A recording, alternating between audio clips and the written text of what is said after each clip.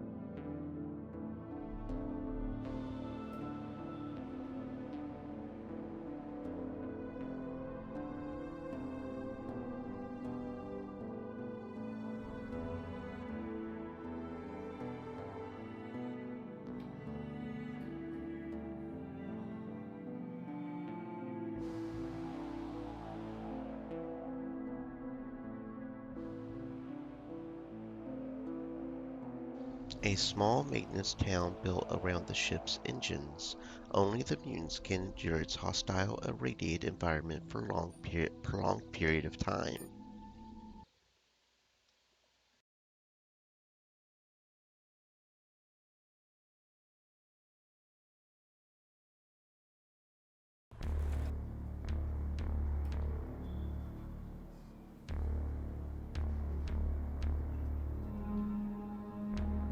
The train station opens up into a metal cavern, housing three colossal ship engines. Tiny figures crawl around them, half hidden by steam and smoke. A handful of depots converted to more practical use sit on the platforms rising from the toxic abyss below. Welcome to the heart of the ship. When a small percentage of children in the habitat were first born deformed, they were branded mutants and immediately shunned. The young were abandoned, and those whose defects didn't manifest until later were driven out. With the condition of the fusion reactor degrading to dangerous levels, and the number of volunteers for jobs in areas exposed to radiation remaining few, the mutants negotiated a pact with the habitat, granting them protection from harassment and violence in exchange for their maintenance of the engines and other vital ship systems. Living and working in the radioactive umbra of the damaged reactor greatly increased mortality rates for the outcast, but many generations of shortened lives affected with mutations both minor and severe have resulted in a people fully adapted to the toxic environment. In the mutants' earliest days, labor was by necessity divided, the men tending to the engines while the women tended to the men as the inevitably sickened died. Much was asked of these mothers and sisters, and from the beginning they adopted the faith to augment their strength. Many mutants credit their people's survival on this belief that another world awaits them after death, a counter to the hellish reality of the reactor. Due to the inescapable radiation poisoning of engine work, only the females lived long enough to take on the role of elder and to run those aspects of life beyond the perimeter of the engines. Thus did necessity evolve into tradition, and tradition into law. The females sustained the priesthood and all the sacred duties of religion, while the engine work and protection of the Enclave have fallen to the males. Those who aren't happy with such an arrangement leave the Enclave, becoming true outcasts, welcome in neither the habitat nor the heart. How can they live here, wonders Evans, looking at the enormous engines towering above the town. I don't think they were given much choice in the matter. The heat is unbearable, says Faith, taking a sip of water from her flask. My skin feels like it's on fire. Let's be quick then. Get a fuel cell and go. The radiation here has triple the safety level, if not higher.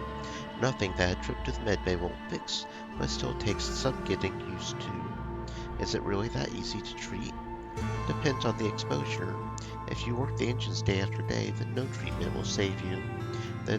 Even the mutants wear the hazmat suits near the engines. The buildings are shielded, so if you stay indoors, you'll be fine, more or less. Anything else? As a matter of fact, yes. Remember that favor I asked you back in the pit? About my ex-partner?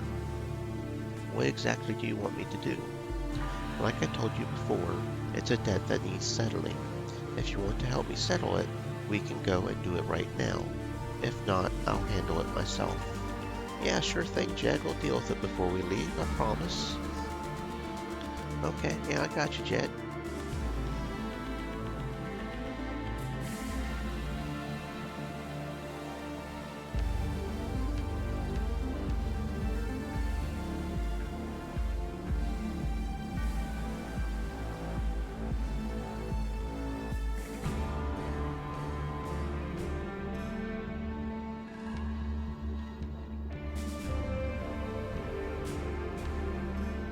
First timer, asks the bartender with a friendly smile. Easy to tell because you look like you need a drink. Am I right? Lucky for you, you've come to the right place, so let's get you settled in. What do you have? Now we're talking. I would recommend Northern Lights in-house special. Every now and then the engines overheat and an eerie glow forms around them. The locals call it Northern Light, and the drink helps you see the lights even when the engines are working just fine. Oh, that sounds lovely.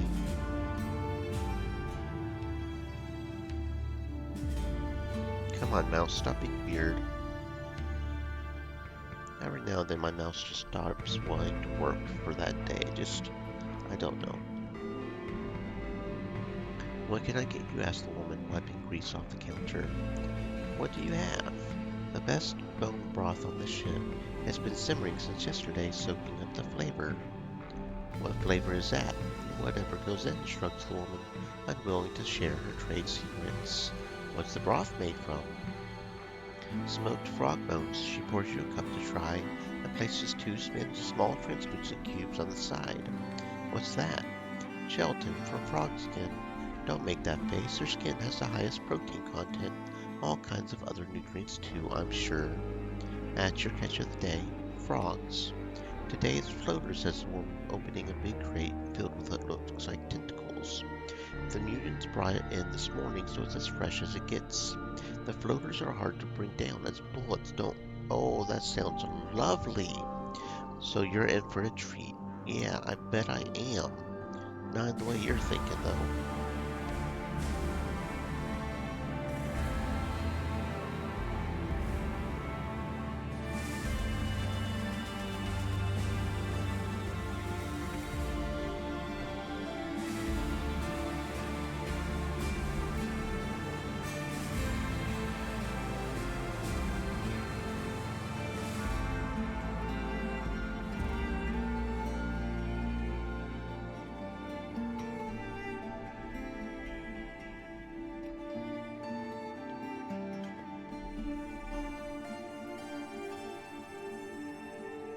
The heart of the ship, says the man, pointing at the glowing engines below.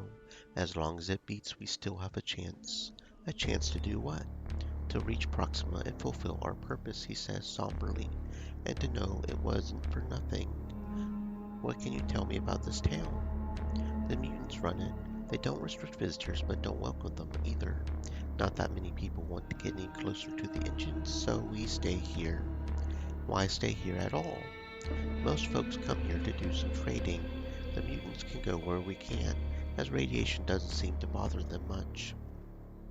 And old gear that's beyond our reach. It needs to be decontaminated first, but it's well worth the wait, if you ask me. Who's in charge there? A crone they call the Great Mother, her and her daughters. If the Great Mother were the ship's captain, then the daughters would be the captain's mates, each with her own rank and duties. There were 7 of them, but now they're down to 4, from what I hear. What happened to the other 3? One was demoted to Harbinger, the other 2 were killed. Don't ask me why, as that's all I know. The Harbinger, I'm looking for her. Then look no further, as she's right there. He points at the building to the right. She can't enter the town. No Harbinger can, so she's waiting for the Consecrator to send word before she heads out. What the hell is a Consecrator? Their chief priest. Back in the day, the mutants were taught by the church's missionaries, so you can say that they've read the same book but arrived at different conclusions. What's their take on it? They think they're the son God sacrificed to save the rest of us. Figuratively speaking, of course. They died before their human parts did, and then they rose again as mutants. Our saviors and future lords, if you get what I'm saying. Any work around here? The mutants don't work with the likes of us, but if you need some credits, there's a workshop not far from here. You think you can get in without anyone noticing? I can give it a try. That's all I can ask for. I need a special metal case with radioisotopes. You'll know it when you see it. Trust me. Why do you need the isotopes? I don't know, but I know someone who does. The mutants used to sell it in the past, but now they're having second thoughts all of a sudden. I'll see what I can do.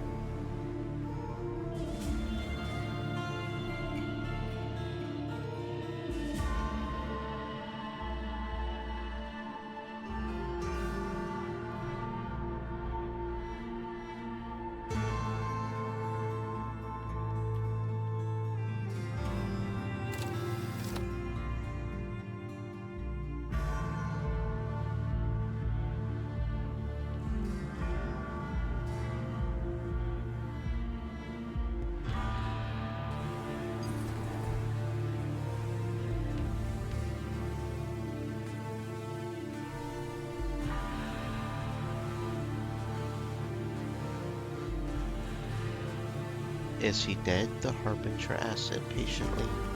Neural, is he dead? Yes, tell her the details. Finally, can you let the Consecrator know that Neural has been brought to justice? I'm not allowed to enter the heart. Why not? These are our ways, the Harbinger says with a note of anger in her voice. I will talk to her.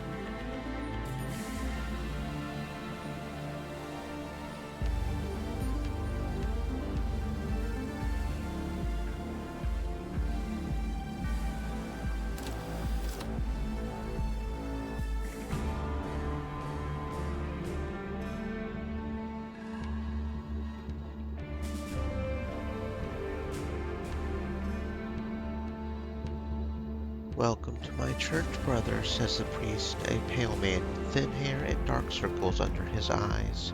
He's been here too long, and it shows. "You look unwell, brother." "Blessed is the man who remains steadfast under trial, for when he has stood at the test he will receive the crown of life, which God has promised to those who love him." He straightens up as he speaks the words, his faith giving him strength that his failing body cannot. "Any trouble with mutants?" "They're all God's children suffering under the yoke of false prophets. I do what I can to bring them back into the fold of the church, but I'm but one man."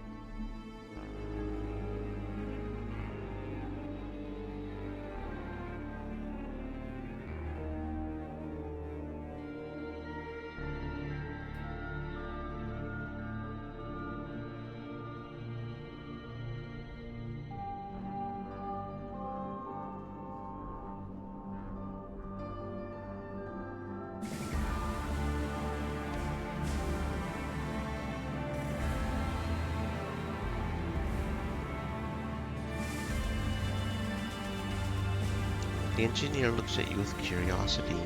Most visitors tend to stay away from the engines and the men who work them. "How goes it?" "See for yourself," he says with pride, pointing at the engines. "Number 2 is our workhorse. She still runs at 78% and shows no sign of slowing down. I bet she can take us to Proxima and back to Earth all by her lonesome. Number 3 had to be taken down for maintenance a few weeks back, but now she's up and running again. She was having trouble going above 50 before, all shaking and stuttering, but now she's holding steady at 62. No small feat of engineering, even if I do say so myself." "What about number 1? "Nothing but trouble from the get-go," sighs the engineer. "We have reports going back centuries, one malfunction after another. She was rebuilt twice in the last 300 years, so I doubt there are any original parts left." "So what's our current speed?" "How would I know?" asks the engineer, surprised. "Our job is to keep the engines running. The navigational system set the course and speed. If I have to guess, we're moving very slowly, but maybe it's for the best, considering the circumstances." "Why?" "The engines are nearly 400 years old, patched up more times than I can remember. It's a miracle they're still running. Who knows what would happen if we go full throttle."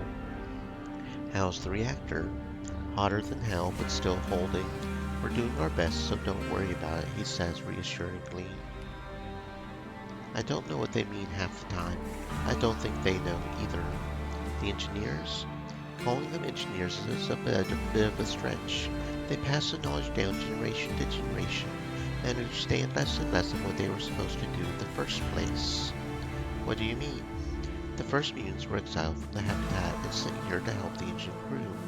Back then they were happy to have a place that would have them and did as they were taught, but they were taught by rote, a temporary measure that became permanent when the last engineers died."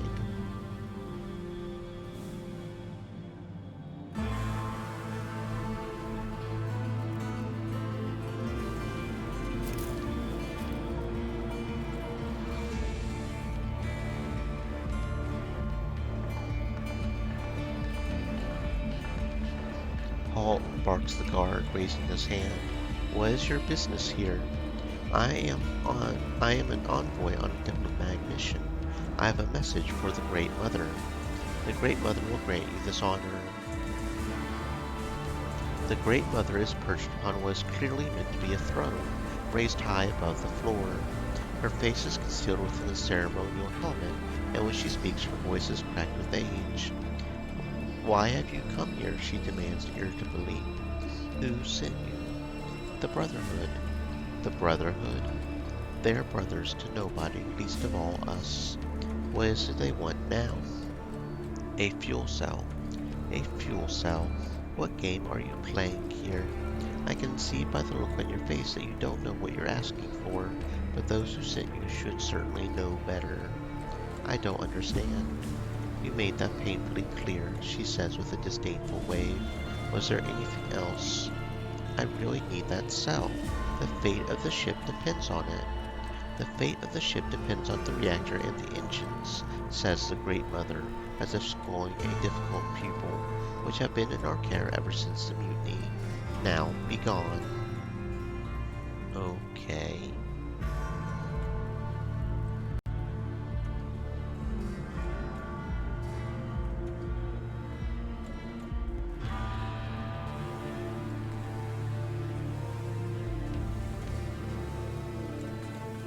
Do you know who I am? Asked the woman, an odd question considering her face is hidden behind a ritual helmet, but perhaps such helmets are a mark of status, if not identity. I'm new here. I am First Daughter, servant to the Great Mother, instrument of her will. She says it without any inflection of pride, repeating by rote a ceremonial title that has long lost its meaning. What do you want with me? I hear you had the audacity to ask Great Mother for a fuel cell. To even ask for such a thing is to confess ignorance, but ignorance has always been your kind's most dominant trait, has it not? Enlighten me. Do you hear this? Asked the First Daughter, gesturing around her. We hear nothing but the rhythmic noise of the engines, suggesting they're long overdue for proper maintenance. The beating of the ship's heart, the First Daughter says reverently. When the heart stops, the ship dies, and all your petty squabbles die with it. You would do well to remember that. What does it have to do with fuel cells? The fuel cells keep the reactor working, and the reactor keeps the heart beating. Giving you even a single cell brings us one step closer to oblivion. The Great Mother will never agree to it. Something about the way she says it makes you ask. What about the First Daughter? Would she agree to a bargain? The First Daughter doesn't answer your question, but poses her own. How badly do you want this cell? How far will you go to obtain it? As far as it takes. The First Daughter nods as if she had already known. What do you know about our ways? Not much. When a new Great Mother ascends, she adopts 7 daughters to serve her and carry out her will. After decades of service, the best of her daughters becomes the next Great Mother. The rest become harbingers sent as far away as possible, exiles in all but name.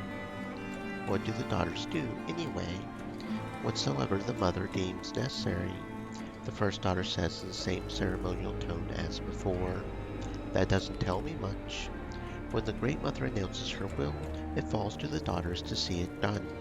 As her will differs from day to day, so too do our duties. One day it could be renegotiating the terms of the covenant with the Habitat.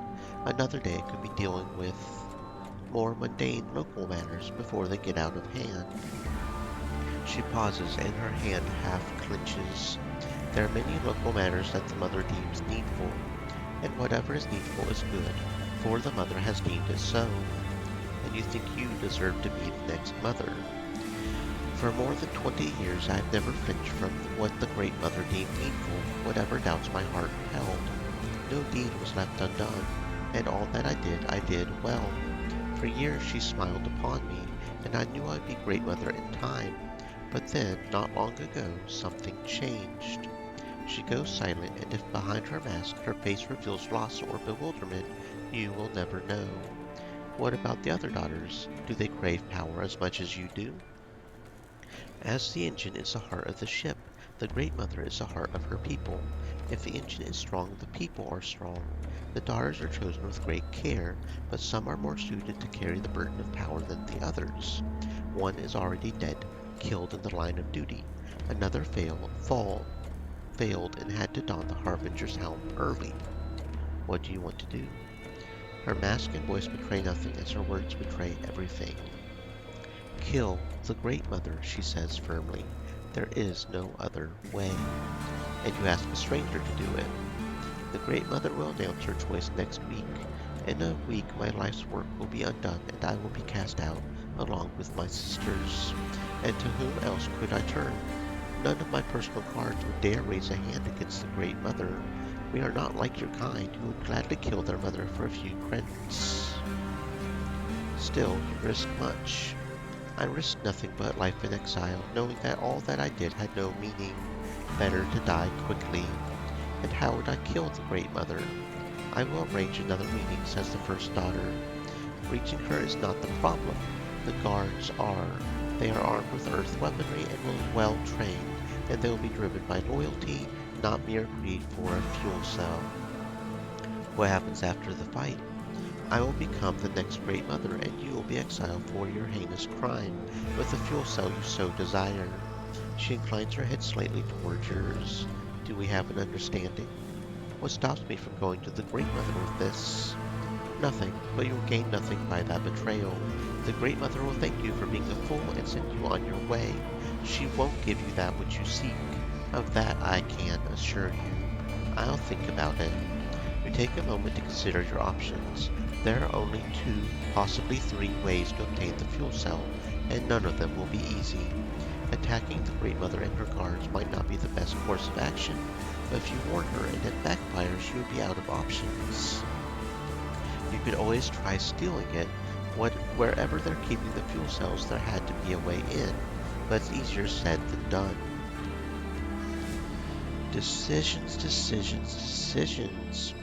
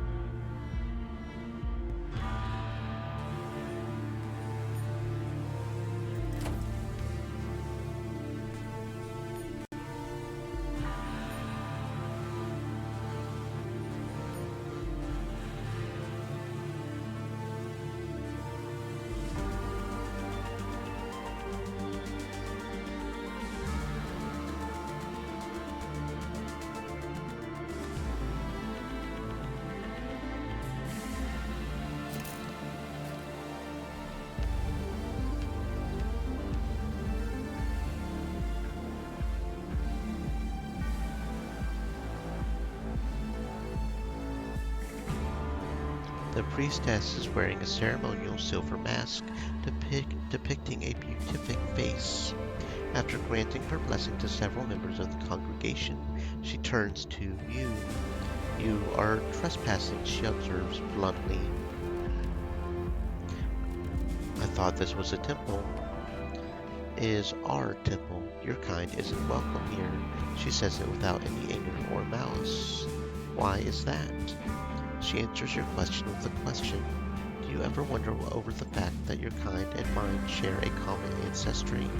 We are born of the same stock, from the ship's first generations. She points a finger at your chest.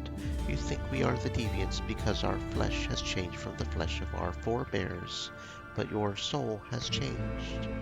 What do you mean by that? Your kind puts on faith like a garment. Some dress themselves resplendently, and some wear that garment every day, but can always be taken off, set aside, changed. She spreads her arms to encompass the congregation. Our faith lives inside us, and we live inside our faith.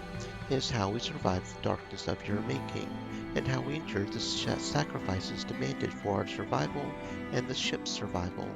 She adds like a curse, and your survival. Again she raises the accusatory finger. This temple, our faith, is not some new shirt for you to try on and see if it fits. How can you be so certain? Because others of your kind have come and stood before me, asking to learn our ways. They cannot be learned, they can only be known, and I know they are not for your kind. The Harbinger sent me. I killed Neural, one of your outcasts. He has finally found peace then. I thank you. What about my reward? Did you not claim Neural's weapons and armor? I have nothing else to offer you. Although, she falls silent for a moment. This task was assigned to the Harbinger for a reason. It was a trial and she failed. Now she must undertake another trial. Voluntary service to you. Would 3 months suffice? Does she know she just volunteered to join me? I will accept her. I will inform her of your decision if you accept. But why are you doing this? The former third daughter needs to learn humility. In order to better perform her duties as a harbinger, debasing herself to serve a lowly outsider like yourself will prove most illuminating, I believe. Okay. I knew you would. She slightly lowers her head to acknowledge your decision. Safe travels to you, outsider. Any other gun work? There are other outcasts, the consecrator says reluctantly, as if their very existence was her personal failure. Misguided fools who reject our ways, no better than animals. You can't deal with them on your own. When the outcasts see us coming, they run like rats and disappear into the tunnels. Chasing them is a fool's errand, and you want me to chase them. They won't run away from you, the consecrator says condescendingly. Not if we spread the word that you killed Neural. Do you still want the job? What's the pay? Our gratitude and their gear. You'll not be disappointed if you survive. Sure, why not? Use this key card, says the woman, giving you an old plastic card with long faded letters. Okay.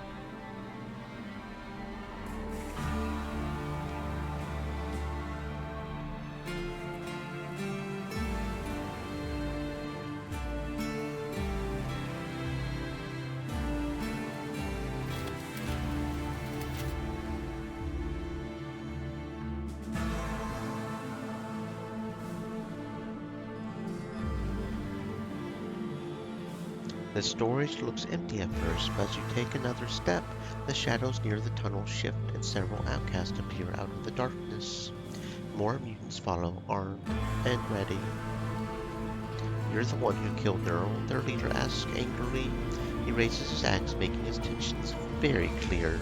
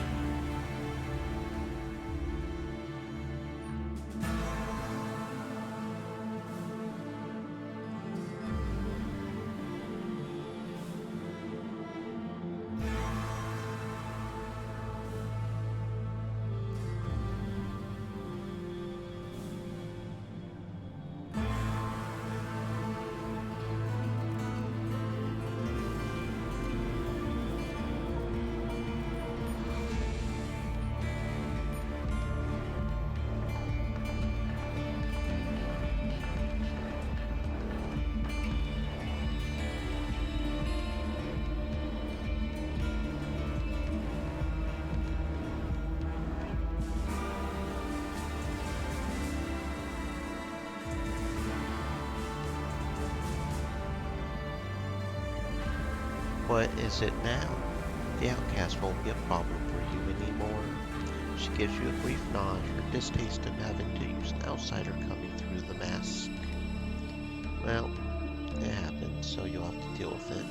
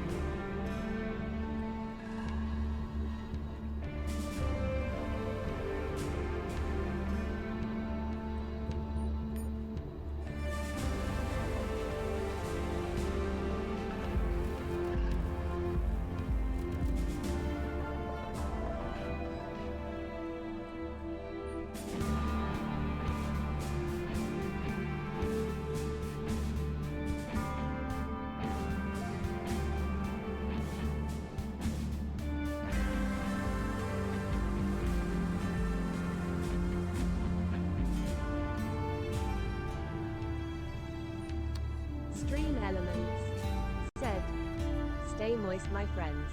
Hydrate."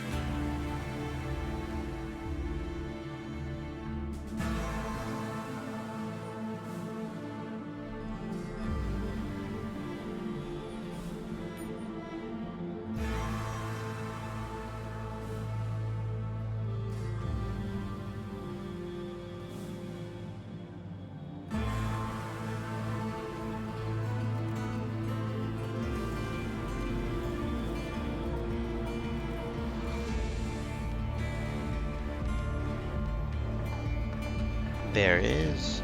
Jed points at a big warehouse. The sign says Ismail's Trading Company. The bastard's well done for himself. This was just a trading post last I saw it. This Ismail, what did he do to you? We were partners once. Then he double-crossed me and left me for dead. Alright, let's do it. Now's good. Alright, let's go. Wait. Oh, I probably should put Faith back on her combat uniform. I almost really fucked up here. Faith was about to just get murderized just so hard just now. Derp. I just be derping all over the place sometimes, man. I just don't even know.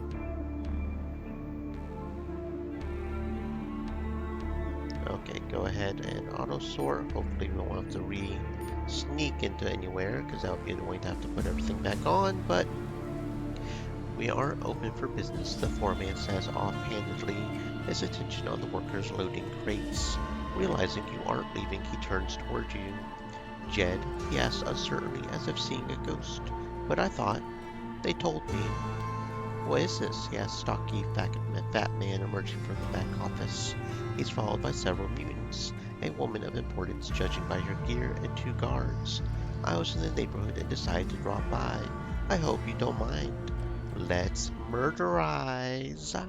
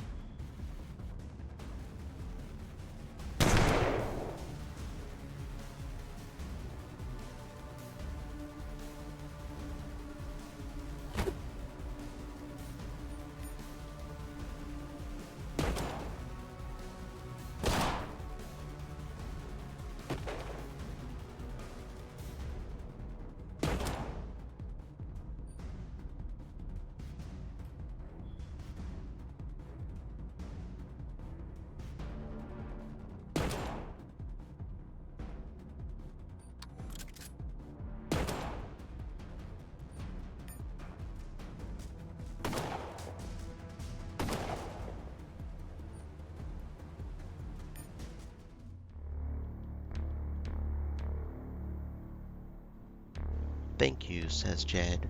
Couldn't have done it without you. Your party gains experience, and Jed gained the Punisher feat. Initiative +4, natural DR +1, recoil control +12, melee damage +2. Your bond with Jed grows stronger.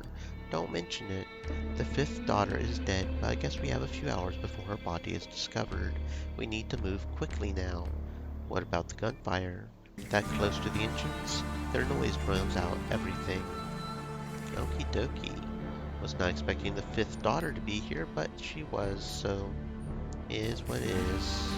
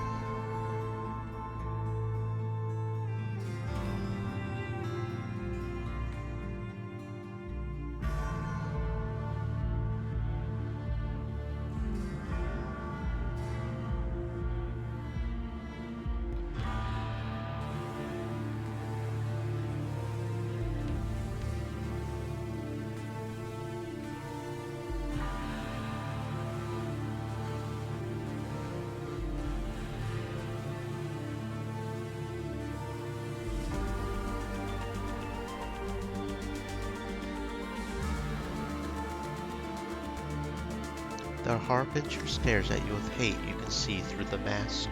Why? Why did you agree to this humiliation? I thought I might need your help. Very well. She nods, deflated. I have a small camp at the armory. Wait for me there. Don't make me wait too long, growls the Harbinger. So what's your story? How did you become a Harbinger? What do you know about the Great Mother and her daughters? Only what everybody knows. The Great Mother chooses 7 daughters to serve her, and when her time is up, she names one of them to be her successor, presumably the wisest and most capable. Presumably, she replies with unconcealed bitterness. Maybe that's how it was done at one time, but not anymore. The daughters aren't some handmaidens either. Each is an instrument of the matriarch's will, and each has her own contingent of armed guards. It's true that efficient execution of the Great Mother's task is key to rising in the ranks, but sabotaging or simply eliminating the competition is the fastest way to the top. It is forbidden for a daughter to kill one of her peers, but anything else is fair game. And what does the Great Mother think about that? She knows it too well herself. How else do you think she became the Great Mother in the first place? Any daughter who cannot defend herself against her rivals isn't worthy of her rank and station. What was your rank?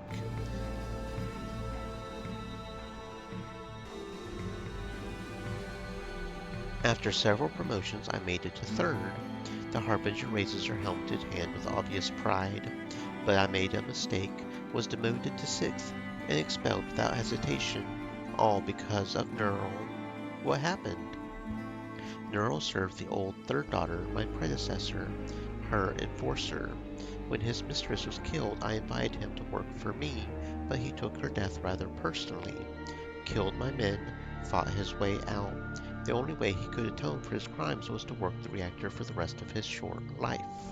But he refused that as well, and added more bodies to the pyre. Quite a mess. The Great Mother blamed me for allowing the situation to spiral out of control. And my rivals were waiting in the wings, eager to hasten my downfall. My life's work was undone by a single dim-witted male, too stubborn to accept the generous opportunity I offered. That is all. Well, that's how it goes sometime, ain't it? Can't account for everything. And it is an achievement for getting the Harbinger to join your team, so we got that achievement. Okay, so what do we need to do now?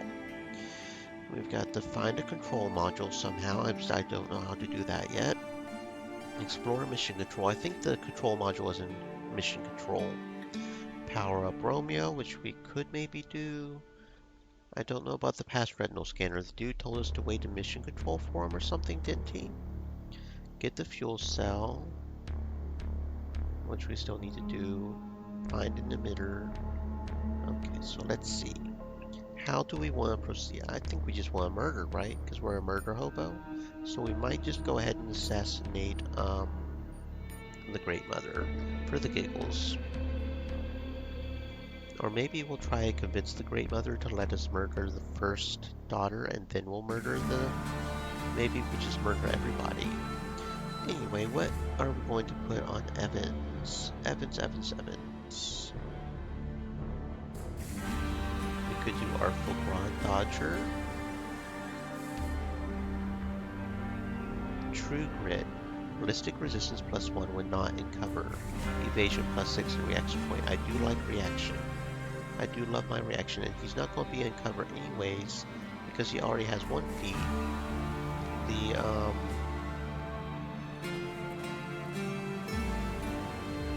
Desperado, which gives him more AP and initiative and reaction when he's not in cover. So he's going to have all kinds of reaction now between Desperado and True Grit. Okay. Any other feats we, no, okay. So yeah, cool. Let's see. So yeah, let's go inform the Great Mother that her daughter's trying, just contracted us to kill her. With any luck, that'll get us a contract to kill the first daughter, maybe. And maybe we could just kill everybody. That would be cool, wouldn't it?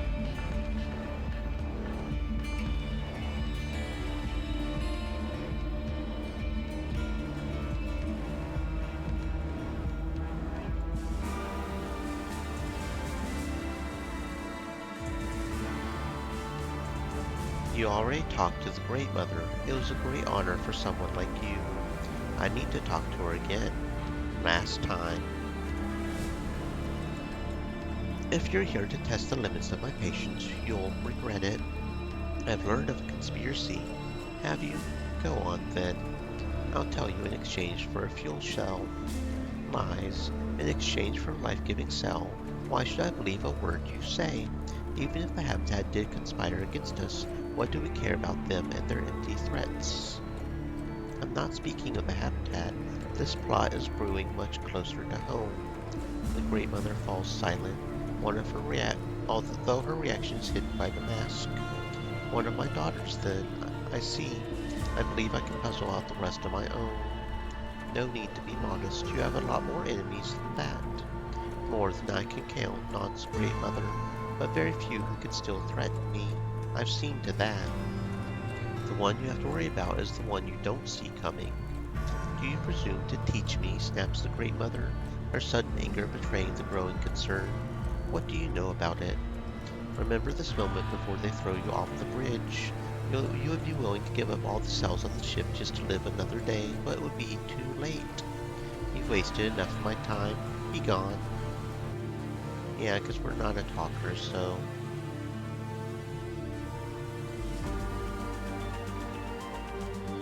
Okay, we cannot talk to her again. I warned you, says the first daughter, but you had to see it for yourself. Now what? Now we'll do it your way. Set up the meeting. Are you certain? She'll have more guards and they'll be on high alert. Before you had a chance, but now. You do your part, I'll do mine. I ain't scared. Yes, Yes, let's go. Let's go. What foolishness is this? First you warn me of her treachery, then you show up to fight me, knowing full well I'll be ready for you. I just wanted to murder more people, okay? I just want to murder everybody I possibly humanly can. Inhumanly can. Murder!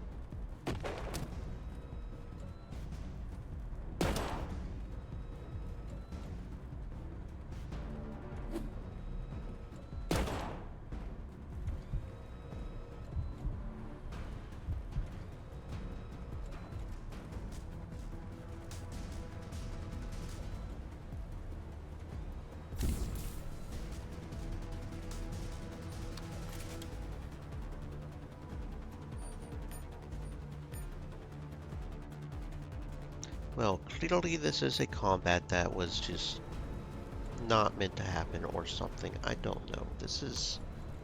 I feel like we were doing pretty good there, but then people started falling off. The problem is we've got essentially two different guards going on here. Two different sections that are sandwiching us. And Faith is just fucking weak. So I feel like we did pretty good having most of the people over here focusing on the turrets, hurrying up and getting the turrets down. I feel like maybe we should have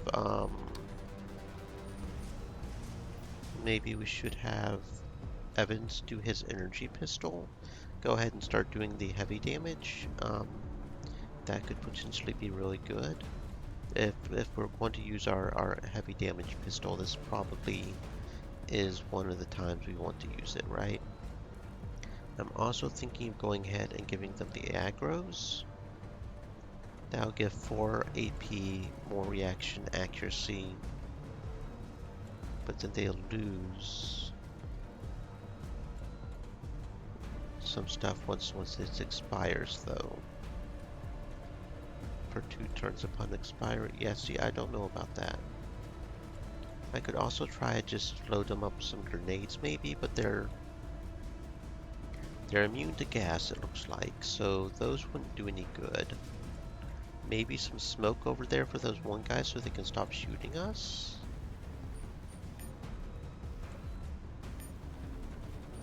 Maybe.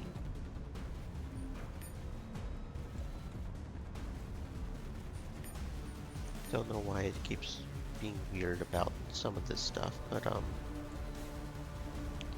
because Faith has some gas grenades, but they weren't.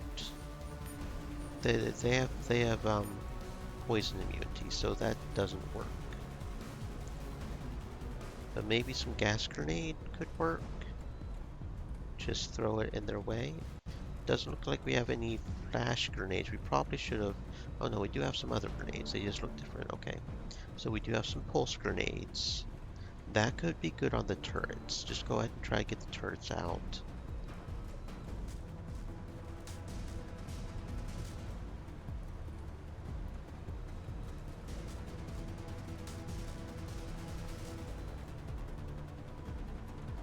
And then we could also just stasis grenade the other 2 guards on the other side that are sort of...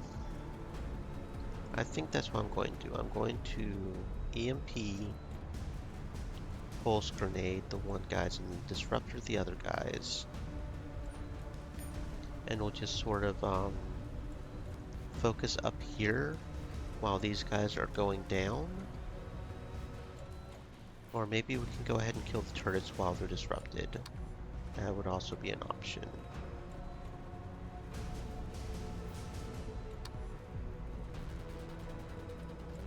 There's gotta be a way to fight it though, because I feel like we almost had it there, but we just didn't quite. So I think I'll have Evans with his energy rifle back up here, because his energy rifle is 2123. So I'll have Evans back up Uriel. He seemed to be doing a pretty good job. As a general rule, I should probably have Uriel over here focusing on him until his distortion field leaves. And then I'll focus on him with his boosting people. Yeah. That seems like a potential path forward, maybe? Maybe.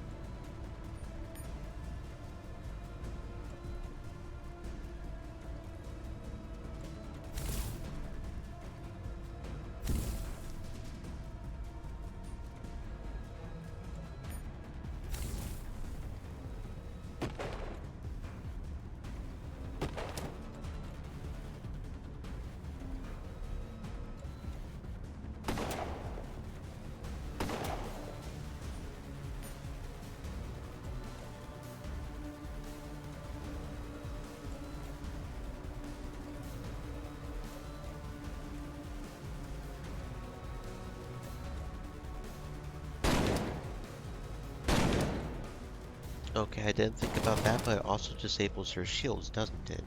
So that could also be something else for the guards over there with their double shields. Something I hadn't thought about, but yeah, okay. Maybe.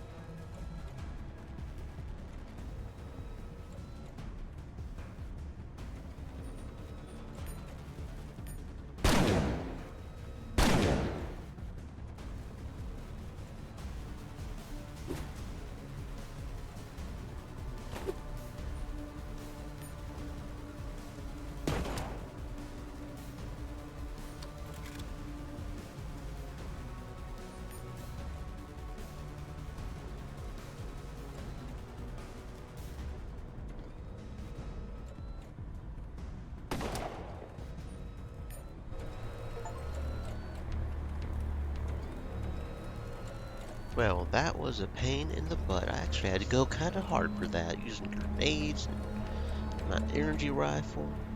It's done. The guards are dead. If the first daughter honors the deal, then the fuel cell is yours. One Stream step Elements closer to your said, goal. stay moist, my friends.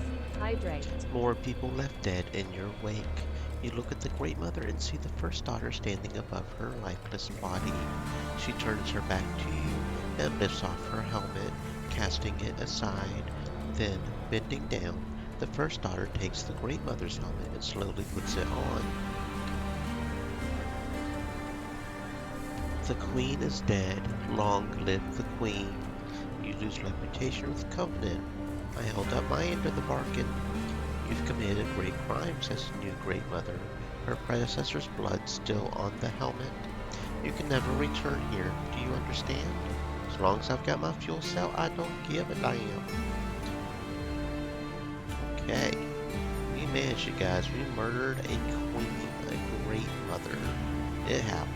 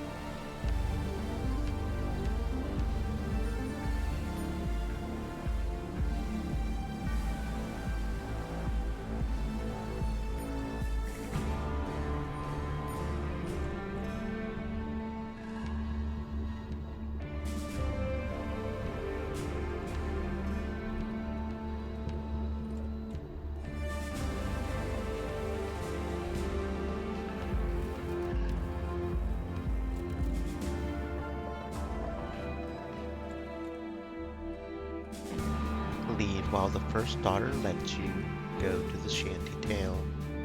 True to her word, the newly crowned Great Mother expelled you for killing her predecessor, but not before fulfilling her end of the bargain and giving you the full fuel cell. Okie dokie. Let's return to the armory. Let's return to the armory and see, that should be it, right? We should be good, maybe. You managed to obtain the reactor fuel cell, which brings us up us one step closer to your goal. The machine seems to loom over you now that you understand its purpose and what the others will do to prevent its activation. What you had once thought of as nothing more but a ticket to a better life will decide the fate of every person on the ship, perhaps not for the better. Insert the fuel cell. The machine does most of the work for you. The rapidly changing screens take you through different stages until the internal reactor is up and running. The spec diagram reappears, this time with 2 yellow flags. The machine needs a matter converter and a pre-configured molecular synthesizer. I know where you can get a matter converter, says Tanner, looking over your shoulder. The hydroponics division has 3 converters, 1 in each zone. Okay, so we've got to go to hydroponics now, I guess. That's good to know. That's nice to know. Thank you. Didn't we get a chippy chip? I believe we did get a chippy chip. I don't remember if it's one we've already. No, it's one we have not upgraded on ourselves. Lifesaver, 5 hit points. I'm not sure that's that impressive. Well, maybe it is. I probably would prefer that on Faith actually, but okay. So I think what we're going to do now is we're going to go to mission control first. I think we're going to go check out Shadow. We're going to go play with Shadow a little bit. Okay, let's go to security quarters. Was that it? Operations? I'm trying to remember. There was another thingy somewhere around here that I wanted to come back here and do as well. There were like vaults or something. Gotta remember how to get over there to those. I think it was like over this way somewhere, and we had to fall down a thingy. Because it was like over here somewhere. Maybe we should go to. That's the admin center, so maybe we should go to operations first. Because it was like we had to go.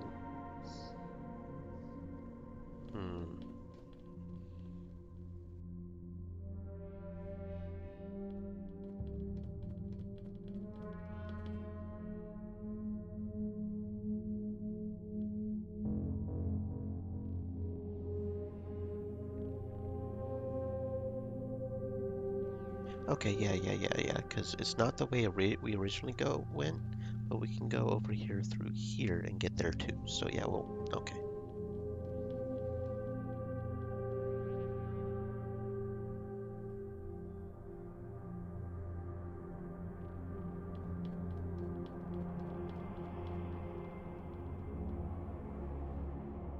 Or at least I thought we could, maybe not. There's some way to get over there, because that's it over there. It's just a matter of figuring out how to get over there. That's gonna be the question. Maybe over here? No, you silly head, I told you to go through. Go through. Please and thank you, and then go over here and open this up. Maybe we can go through over here? This elevator right here, maybe? Let's see, where does this take us? There's Romeo. Okay, so this is this area here. So then the question is, how do we get... Oh, okay, so we're over here, okay. So then the question is...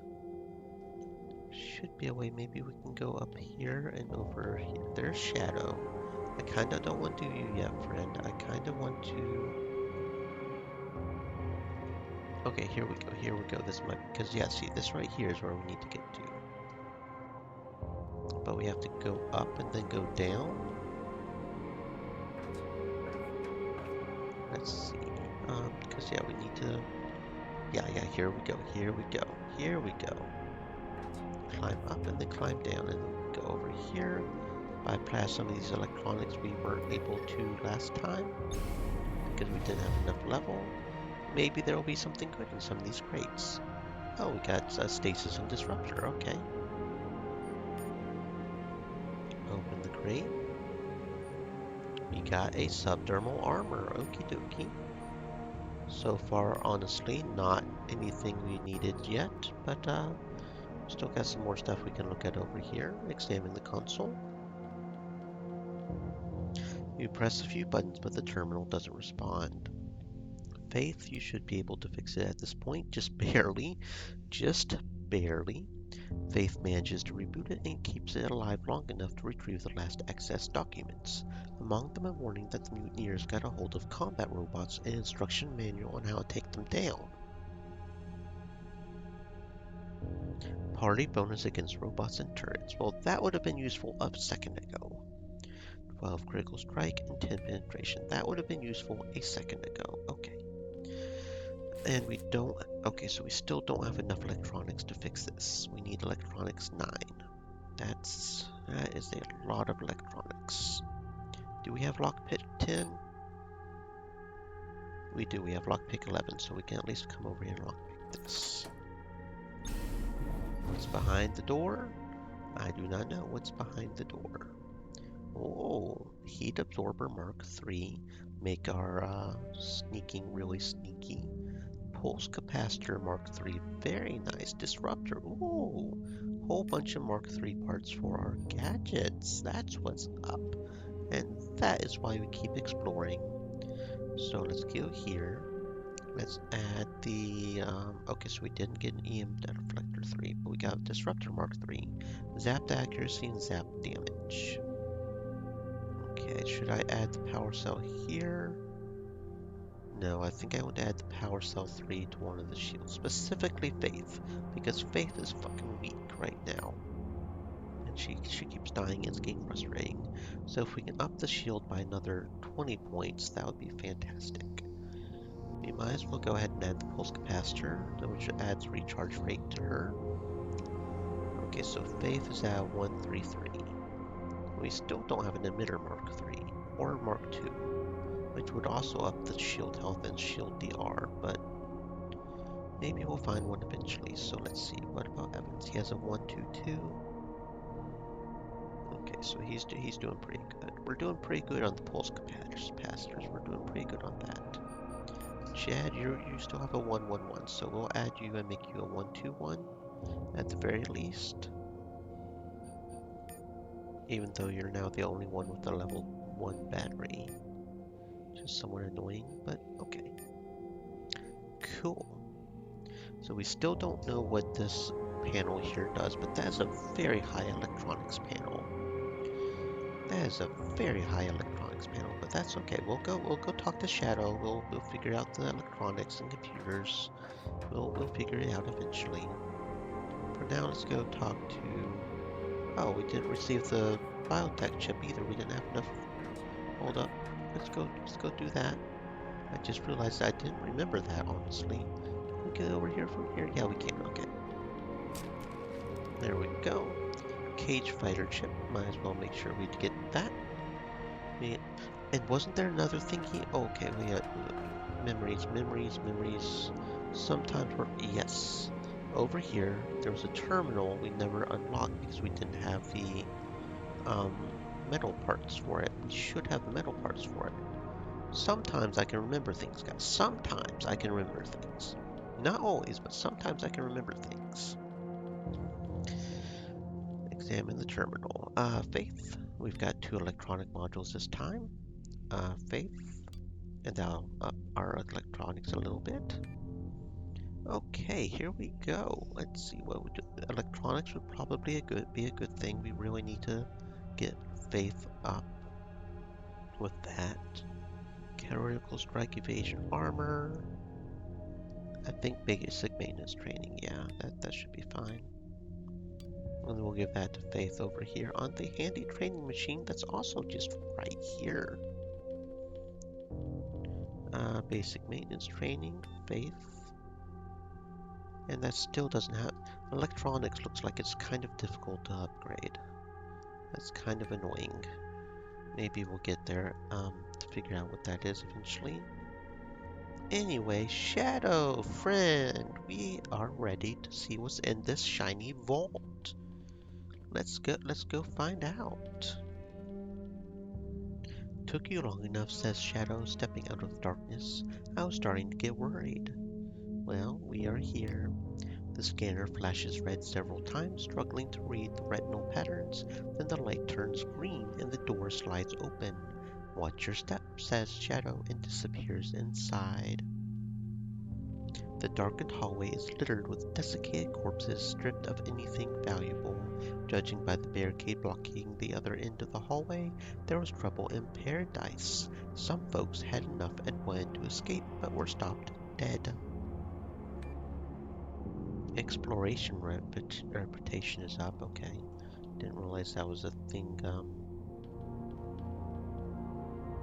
Like oversized tarot cards, these elaborately decorated panels tell the visitors their past, present, and future. The first panel, named Hell, depicts a fragment of urban life on Earth, a dark sublevel. You can't really call it a street, lit by angry fires that have nothing left to consume. Nothing can thrive or grow down here, nothing but pale, malnourished castaways clinging to life with the tenacity of despair. Far above is a glimpse of a railway overpass, its warning lights unable to pierce the darkness below. Higher still are the towers, reaching for the polluted sky and the silvery traffic network between them. The bottom dwellers dream of landing a factory job and taking a train to work one day. The wage slaves riding the trains are driven by the fear of ending up at the bottom and the dream of making it into one of those towers. And in the towers, an empty man surrounded by nothing but material possessions yearns for death. Waves of despair wash over you until you step back beyond the range of the hidden broadcaster. The next panel is titled Purgatory and depicts the ship as it once was, or perhaps how it was imagined back on Earth. Generations of colonists working tirelessly to create the tools the future generations would use to tame Proxima. Their lives are hard, but they're driven by purpose and hope, which is what separates them from their squalor-dwelling brethren back on Earth. Through this sacrifice, the wretched will be purified, and the children of their children will be admitted into New Eden. This is a true gift of the Founding Fathers. The broadcaster kicks in full gear, filling you with gratitude and a desire to purge away your sins through labor. And finally, the last panel. You don't need to read the sign to know what this is. A homesteader's paradise. A land. Your land, suggests the broadcaster, planting the idea in your head. Stretching green as far as the eye can see. Blue sky, free of smog and traffic, and your very own home. A place you will build with your own hands. The more you stare at the shifting images, the more you want it, and you can't tell for sure if it's the broadcaster selling you the dream or a deeply suppressed desire. You'll never know if things were as bleak as the panels painted, but the colonists needed to believe their ancestors made the right call, escaping hellish old Earth and setting out for the paradise of New Eden. Well, that was certainly something. Oh, we got a ad over here. They all know we can't just let them out. They've known all along. So why are they so desperate to throw their lives away? The captain tried reasoning with them, but that only made things worse. If they were angry before, now they're furious. When they come, and they will, it's only a matter of time, everything is going to fall to pieces, and all at once. God help us all. There is no God, friend. There is only Cthulhu. Anyway, oh, look at that. Shadow's over there. What have we got going on? Oh, we got some panels over here or something. Okay, okay.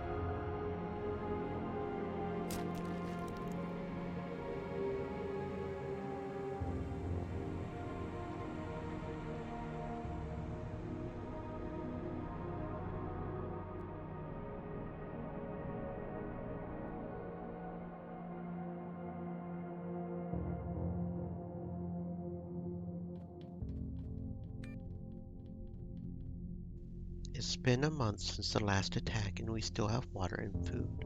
Well, in tabs, and we've got air to breathe. As long as the ECLSS holds up, there's still hope. There are some creepers and a couple of striker worms in the terrariums, so food won't be a problem. The worms are far too ugly to be a popular menu item, but the creepers are easy to breed and cook.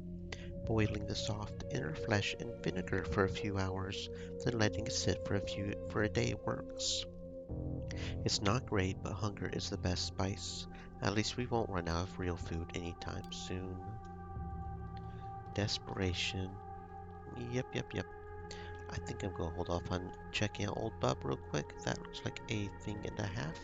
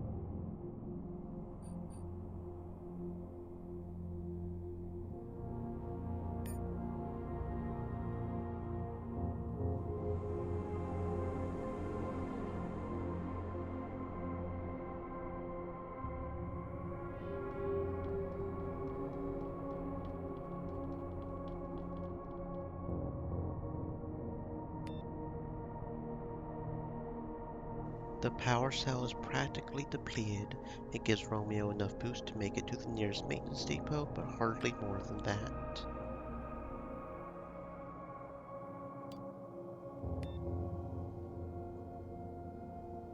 Status report. Okay, I see.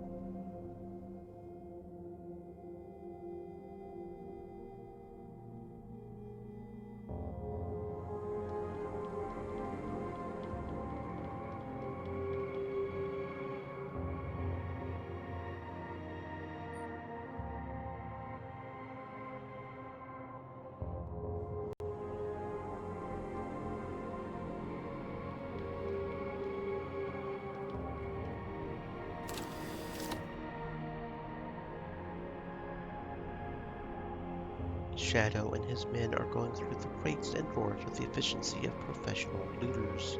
They didn't have much here, but you can take another look.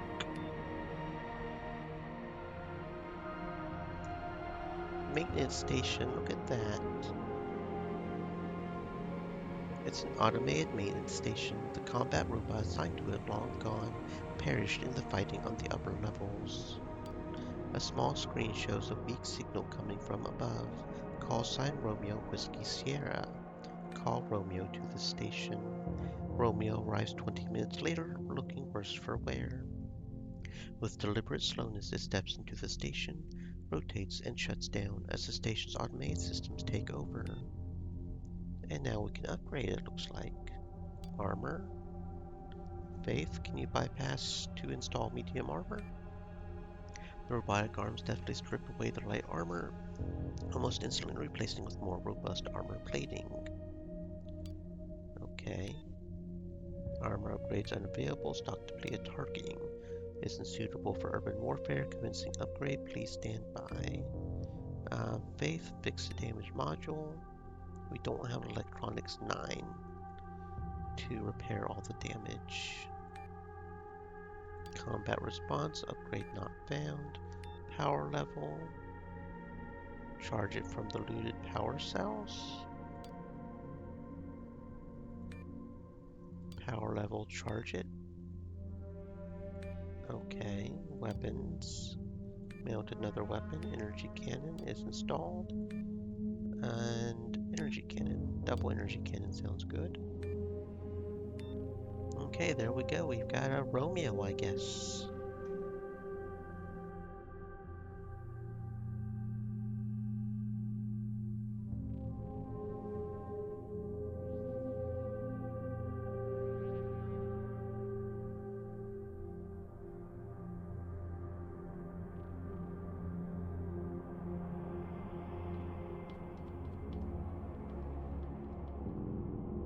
The security console is damaged.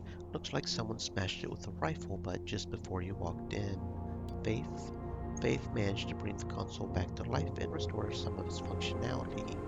Most of the security features are permanently disabled, but the turret's controls are still there, locked behind security layers and protocols, but still there. Oddly enough, the turrets ignore Shadow and his men, treating them as friendlies. Faith revoked the friendly status. You watch the small, cracked screen as the turrets open fire, turning the hall near the elevators into a kill zone. This was the last strain on the security system. The console and the turrets shut down for good. LOL.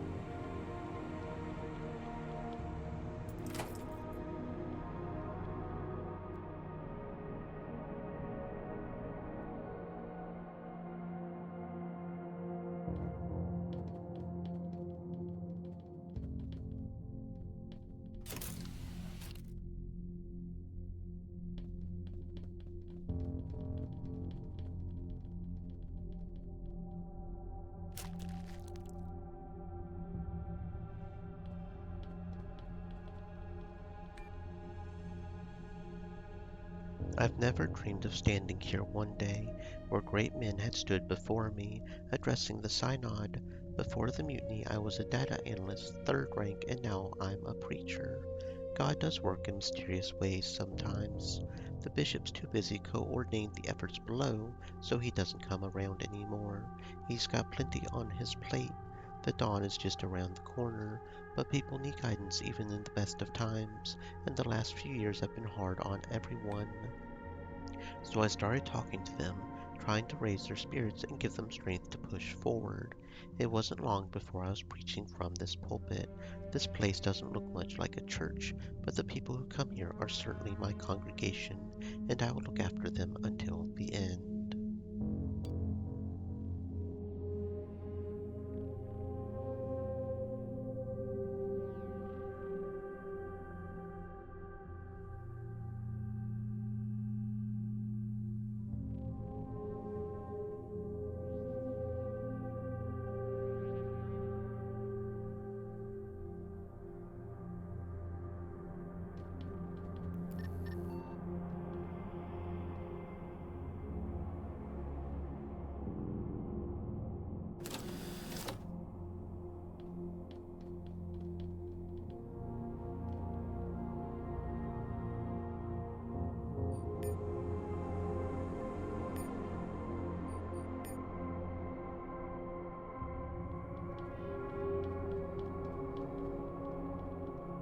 Establishing a foothold on New Eden won't be easy, the invisible narrator intones, as if you had walked into the middle of a conversation. Will require many necessities for our basic survival, and a great deal more to grow our numbers and fill our future home. But one need stands paramount, identifying and eliminating hostile alien viruses and bacteria to keep our brave colonists healthy and safe. While Earth has undoubtedly been devastated by pandemics and plagues by now, we've been safe and happy in the ship's sterile environment, with no worries beyond an occasional work-related injury.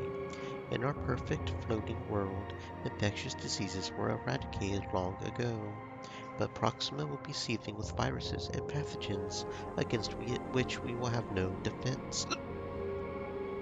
With this state-of-the-art wonder mill, we will be able to analyze a wide range of biomaterials synthesize drugs and vaccines, and produce enough medicines to keep the entire colony healthy and productive.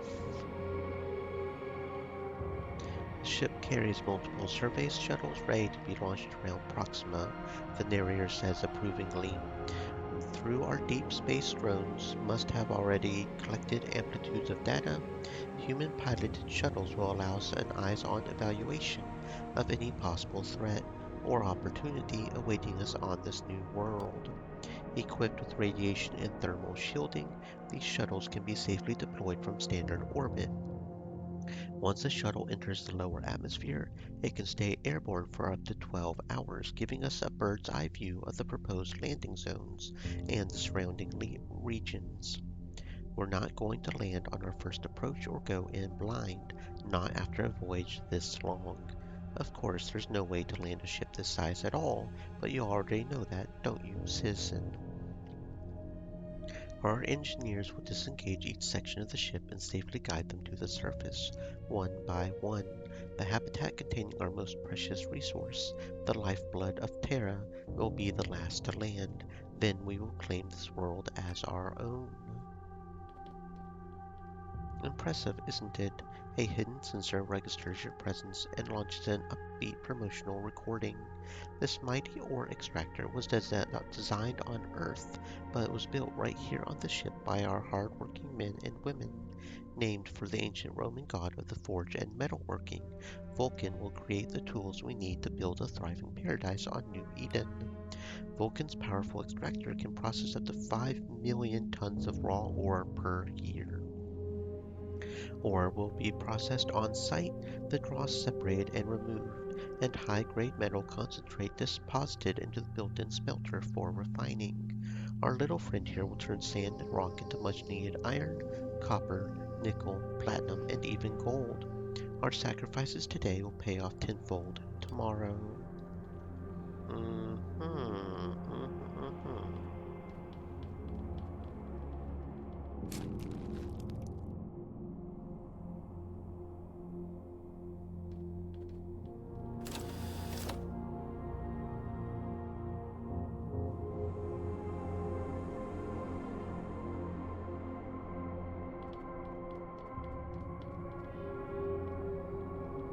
Code-named Floating Lantern, this miracle of bioengineering will be a beacon of happiness and security to the future colony. Imagine the night sky lit up by hundreds of these floaters, hovering high above our homes and fields. Though we shall never see it, the children of our children will look up at the Proximian sky and smile in gratitude for our hard work and dedication. And that's what this mission is all about. But function comes before form, and our floating lanterns can do much more than put a smile on a colonist's face. They will plant the fear of God, quite literally, into the minds of any who might wish us harm. At this stage of development, fear is the only emotion we're able to broadcast, but as a test case it works perfectly. In the future, the lanterns will broadcast any emotion on demand.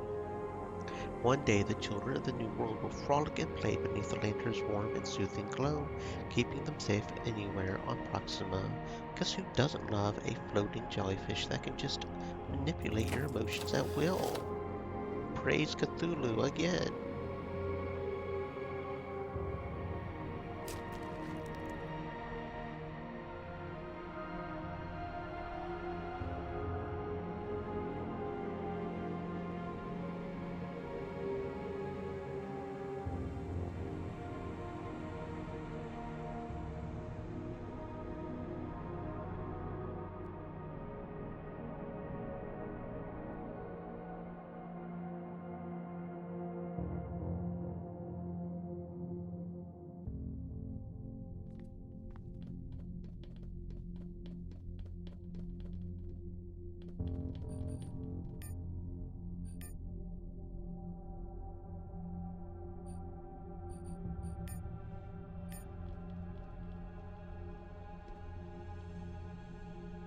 A creature of a type you've never seen drifts above the deck up ahead, hovering unaided in the air. The orifice at the top of its hemispherical body opens and closes rhythmically as if waiting for food, while the hanging tentacles shift and dance to a music of their own. You've seen your share of weird shit on your travels around the ship, but this thing is especially disturbing for some reason. Though the creature shows no interest in you, you feel your odd discomfort burgeoning into fear. You brace yourself and give your head a sharp shake, but then another of the floating, fleshy domes drifts into view. Now the terror is overwhelming. You must flee if you want to live. You can bring Romeo to this fight. It'll drain 10% of his battery. Sure, why not? If there's anything that we have been having the most trouble with, it has been mindworms and floaters, because they just get in your head. There's not a whole lot you could do about that.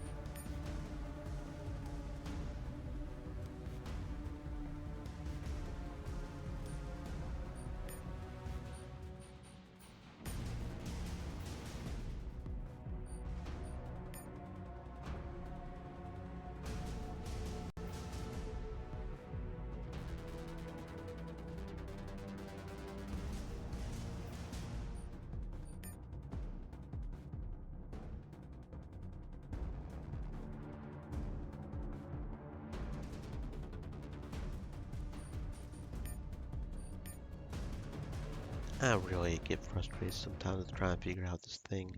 Okay, let's load back just for a second and try equip everybody with Zen. I thought I had everybody equipped with some Zen in their belt bag, but apparently I did not. I thought I did.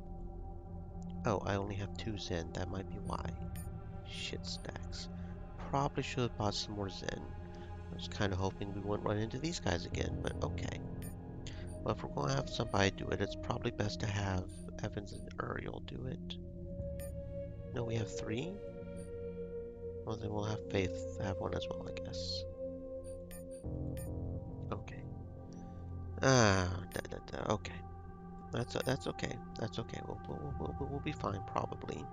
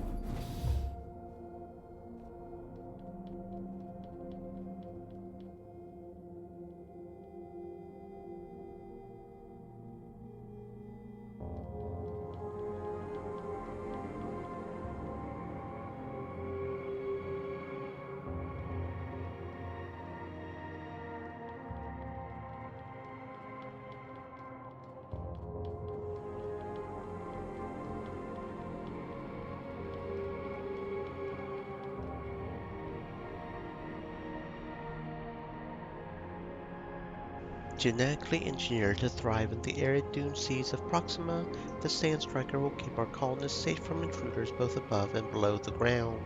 Starting with Mother Earth's best ambush predator, our bioengineers redesigned every detail to make this worm better, stronger, and faster, and of course bigger. Much bigger. The Sandstriker is highly sensitive to vibration and can sense prey at a range of up to 900 yards. If the would-be trespasser actually sees our pet on patrol, it will be the last thing they see, as the striker's ferocious mandibles are big enough to snap a grown man in half. Protected by a chitinous exoskeleton and capable of rapid tissue regeneration, it can survive a prolonged firefight and retreat into its burrow to heal for the following day's work. The sand striker reproduces asexually, cleaving in two upon reaching maturity. Best of all, this 28th century guard dog requires minimum maintenance once deployed, and when behavioral engineering has finished tweaking its responses, will pose almost no threat to humans. Soon enough, your children will be in the yard playing fetch with our scrappy guardians. But for now, please admire this magnificent specimen only from a safe distance and under controlled environments. Oh boy, oh boy, oh boy, oh boy.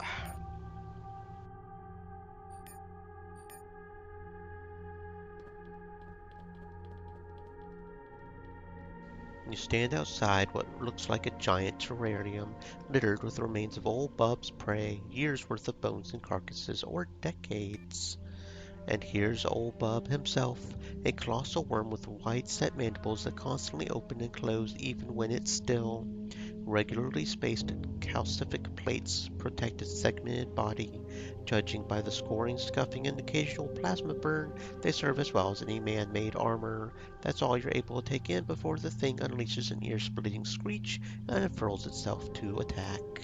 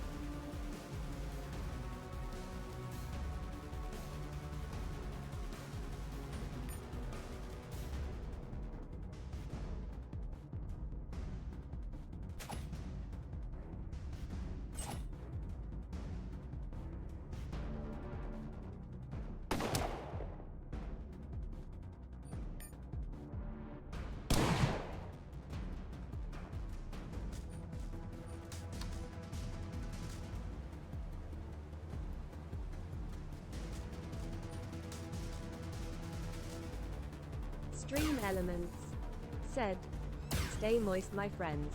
Hydrate."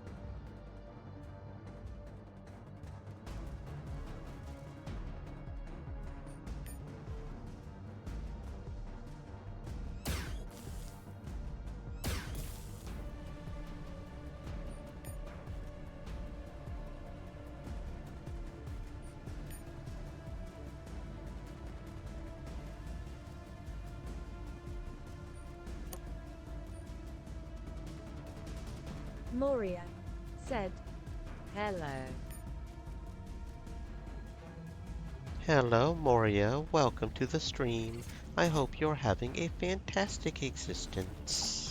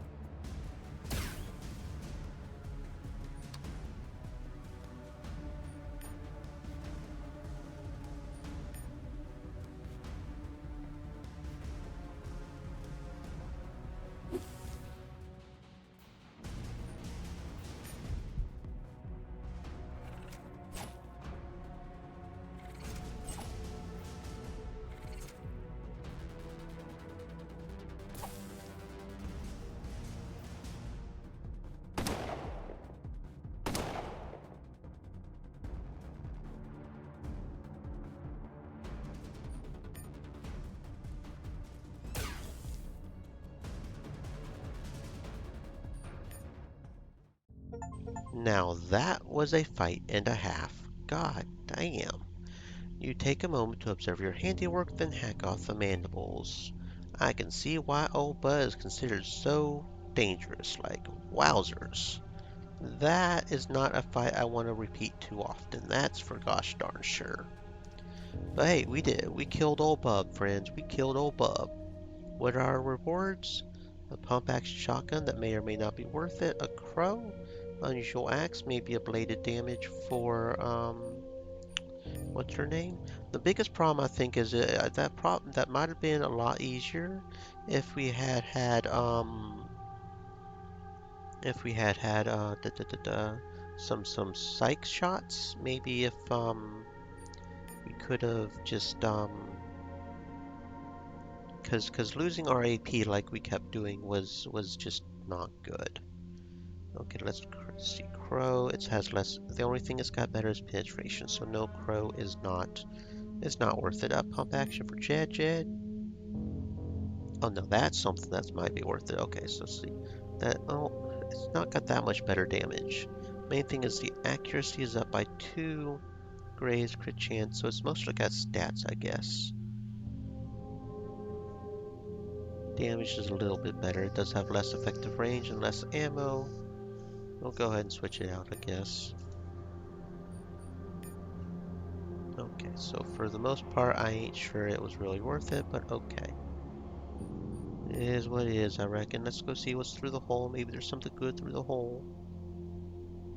What's we got here? Look for anything valuable.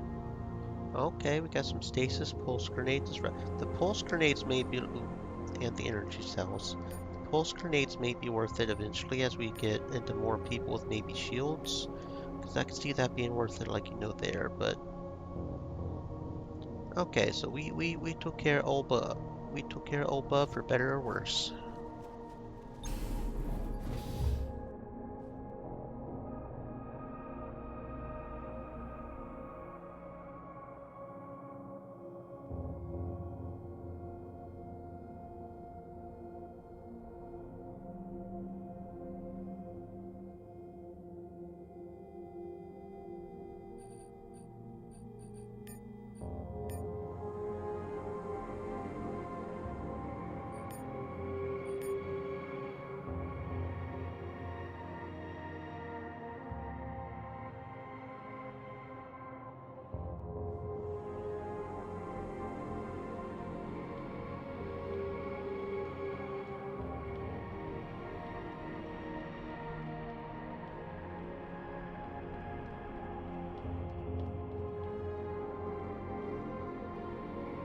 Shadow's crew is dead, gunned down where they stood in the blink of an eye.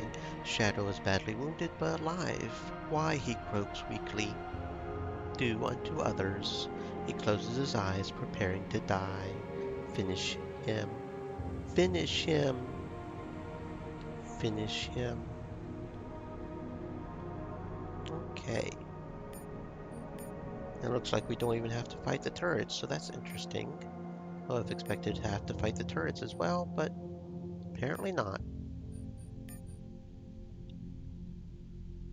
So that's whatever. Have a good death, idiot. Okay, so anything good from their bodies? We got some tactical arm guards. I think literally everybody has tactical arm guards. No, these guys have ranger arm guards, so those tactical arm guards might be good. Yeah, because that's one more melee and one more energy, so ranger arm guards. We got a recon helmet, which I think is what our best boy has, but nobody else. That's one more on each recon helmet. Okay, got something called Recon Jacket Urban. I think we've seen the Recon Jacket before, I don't think we need it. Reinforced Tactical Vest. 656. Okay, so it's just a matter of which one has the 5. It's either melee or energy, so I'll stick with energy, I guess. That's another nice cloaking field. Riot leg armor, which we currently have. Infiltrator boots, which is not as good. A viper knife, okay. Let's see, Evans, double check the jacket. No. Boots, no. You have damaged right leg armor, so to upgrade to armor that is not damaged would be good. Does everybody have at least damage? Yeah, okay. Okay. So the infiltrator boots are probably useless, as is the jacket. Okay. What about the reinforced tactical vest? Because I think everybody's got at least trooper armor, right? So it's just a matter of switching that around maybe, but no. Auto shotgun. Oh, here we go, an even better shotgun, more damage. AP cost is a little high there, but it has a better effective range. It's not that much better on damage though, honestly. It's like one more on the top. The problem is the AP cost is a fair amount more. So he could only shoot it like maybe twice as opposed to 3 or 4 times. We get better crit chance and stagger, but we lose accuracy and graze. I don't feel like that's worth it. I think I'll pass on that actually. Okay, and then Faith for the potential knife right here. Ripper versus Viper. Gets better aimed and reaction. The damage is only 1 point lower, maybe. Yeah, I think I'll use that one just mainly for the reaction chance. It's not that much damage difference. Okay, so yeah. Okay, cool. So let's go ahead and disable the shields and use the elevator to see what's down here. The last thing you expected to see is a planetary lander sitting atop a massive hatch on the outer hull. Once the ship reaches Proxima, all you need to do is blow the clamps, and the lander will find her way down to the surface. Well, this was unexpected. Is this what I think it is? A planetary lander, the heart of the future colony. Let's hope your key still works. The key? You think this is the command center the stories speak of? What else could it be? You're probably right. What do the stories say? Nothing specific. A sealed command center, presumably filled with every imaginable marvel. Maybe that's why it became the holy grail of every scav. Whatever one's looking for has to be down there. Well, let's take a closer look. What were they trying to do? Jettison into space? Then it dawns on him. We need to get to the bridge. If someone knows the way in, it's the monks.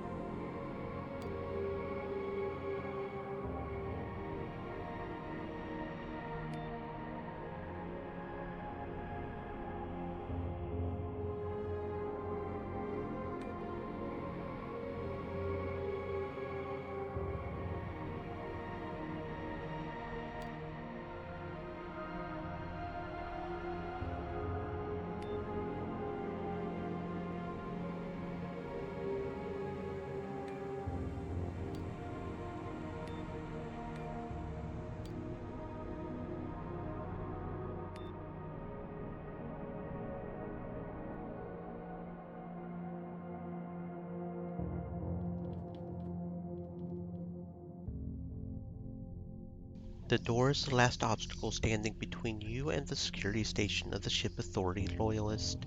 It was locked, shielded, and sealed magnetically during your attempt to disarm the security system. Hopefully you can handle it. Faith?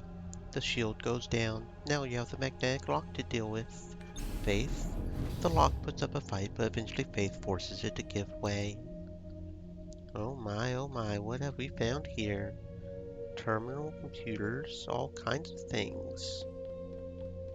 What we got on the body? Biotech 9 Motor Cortex module, okay.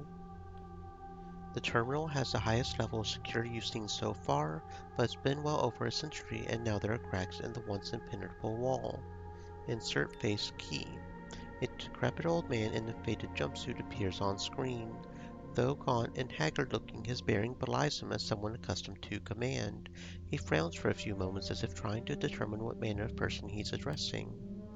Whoever you are, the old man declares, you're here now, and that's all that matters. When we came to understand how badly we had miscalculated, I sent the key and my explicit instructions to the self-styled protectors of the mission. I prayed for the messenger to swiftly complete his task, but I can only assume that he failed and the key has been lost.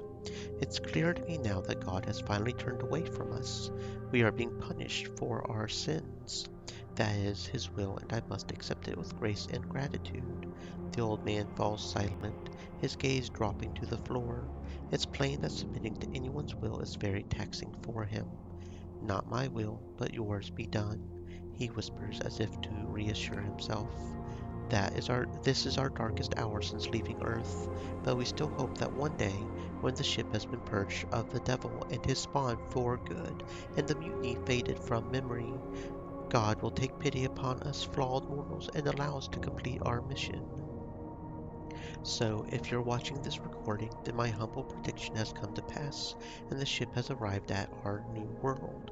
Unfortunately, my security access will die with me, and the lander cannot be launched without it. But if, as I hope and pray, order has been restored, you should have no trouble acquiring the proper clearance from the bridge. Godspeed. The lander is now unlocked. Okay.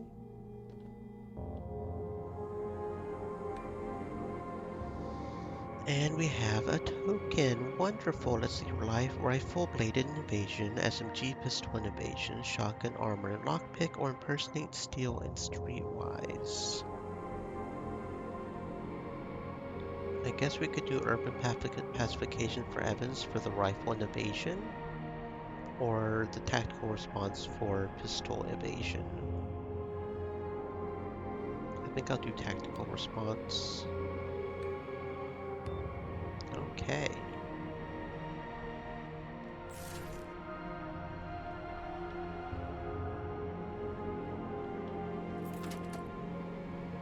Ooh, look at this. Emitter Mark III, Light Reflector Mark III. Okay. Very nice. Got some more Mark IIIs over here. Got some new armor, maybe? We don't have Electronics 10, but we do have Lockpick 10. So we can still get, I would prefer to unlock with Electronics and upgrade the Electronics, but that's okay. Go ahead and re-equip Faith with her armor since she doesn't have to sneak now. At least maybe she doesn't, at least. Maybe. Okay. Uriel, let's see, we got some more Mark IIIs. Yes, we have an EM Deflector Mark III now. Range accuracy is cut in half. So other than the power cell, we've got a fully upgraded distortion field. That's pretty cool. What's this? A combat gas mask that returned that. Yeah, I don't think I want to do that. Recon helmet, that's what we currently have on, right? But I don't think it's what some of the people have on. So we're here. Ranger coat. Yeah, technical difference there. Forcer helmet, recon helmet, okay. Tactical arm guards. Okay, and then that's riot leg armor, okay. And then Evans, we have a emitter Mark III. Very nice. 322. Very nice. Okay. And then damaged leg armor is what you already had. No, you have riot leg armor. Okay. Tactical arm guards. Okay. Enforcer helmet. Recon helmet. Yeah, recon helmet. So that we can give you a recon helmet. So upgrade that. Okay. Yeah. Yes. Yes. Okay. And then Jed can finally get a pilot mask, so his resistance to toxic goes up to 75%. He's the only one without tactical arm guards, so go ahead and give him those. He already has a Granger coat and damaged riot. Okay, yeah, that looks about right. So let's see what's behind door number 1. We have another thingy. Oh, look at these. Power mace, some weapons, okay. Loot all. What is this thingy? Shiny armor in need of a knight. What was that? I don't know what that was.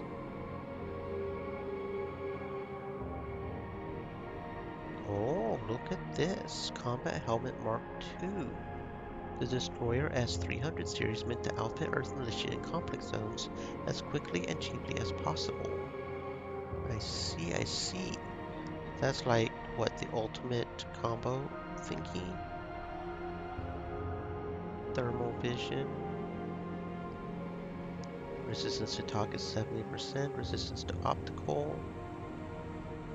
I see, so it's like supposed to be the ultimate head armor or something, right? Or the ultimate armor period. You know what? YOLO. We will make this one exception to this ultimate armor combat helmet. Just go ahead and do it, just to do it. Which means you can now have a recon helmet. Okay, energy shotgun. I ain't sure about these energy weapons. Man, we only have so many energy cells. Maybe I'm being overprotective about my energy cells, maybe. Power mace. Compared to the Energizer, it is considerably better. Has perfect stagger. That's interesting. So that'll be our backup. I don't know how it compares to Sledgehammer. It is better, but it requires energy cells, which is kind of annoying. Okay, so Combat Arm Guards Mark II, that is considerably better, but looks like it replaces the Ranger coat. Maybe this will be the one exception as well. Maybe we'll just outfit with this apparent ultimate armor here. Because combined, that's 10, 9, and 11, which, yeah, you know what? Fine, let's do it. It'll just be the ultimate warrior here. Riot leg armor. Only one that isn't better is the melee. That's interesting. That is interesting, but it is 2 better on all the others, so it'll just fully outfit me with the combat Mark III. Evans, you probably want the Granger coat, yeah? There we go. And tactical, okay. Faith, you have tactical, you have riot leg armor. Okay, there we go. Then you also have tactical arm guards already, so that's not a problem. Okay. What about this shiny dagger, the Augur? It's an energy tool, of course it is. But the Viper is the backup weapon, so I lose reaction though. That's going to be the main thing I want. So I think I'll pass on that. Okay, so we got some things up in here. We got some things in here. Not sure how to feel about this whole thing, but we did some stuff.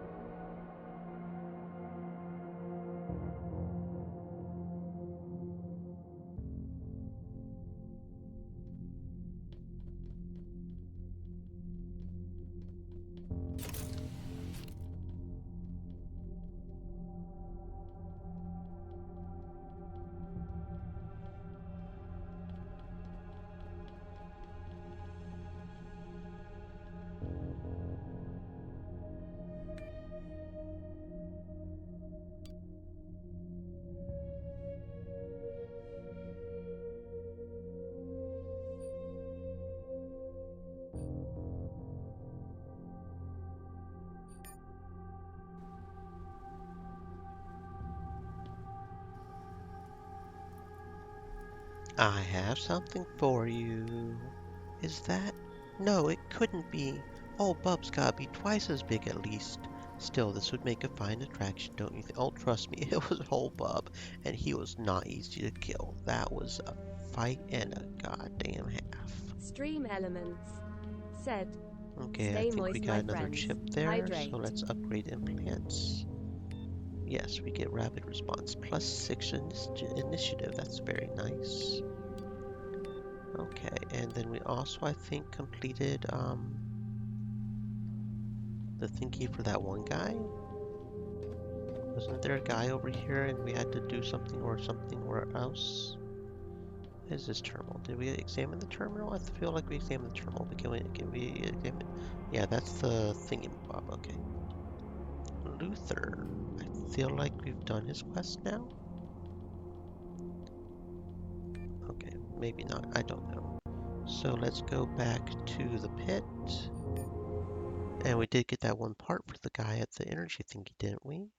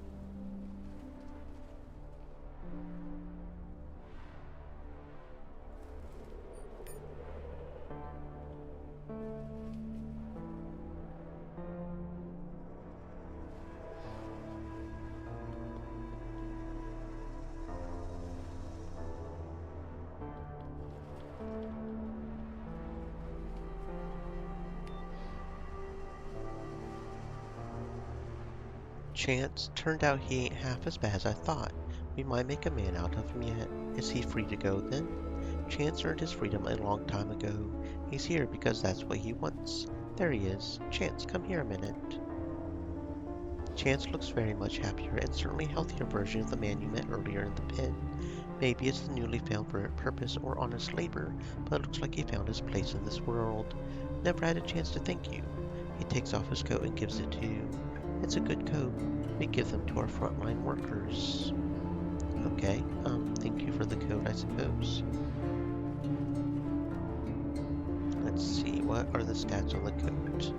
Fighting chance, a custom Granger coat. Not as good as the combat armed guards, of course. Compared to a ranger coat, nope. Compared to a ranger coat, however, is better, so there we go. Thank you for the coat, friend.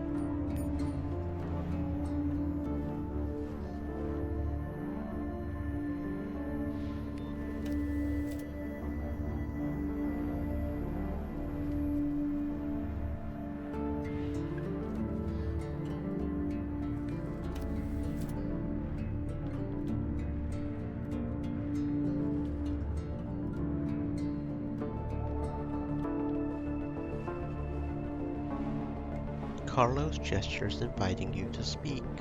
Look what I found. Thank you, friend. Let's hope it works. I've got something for you.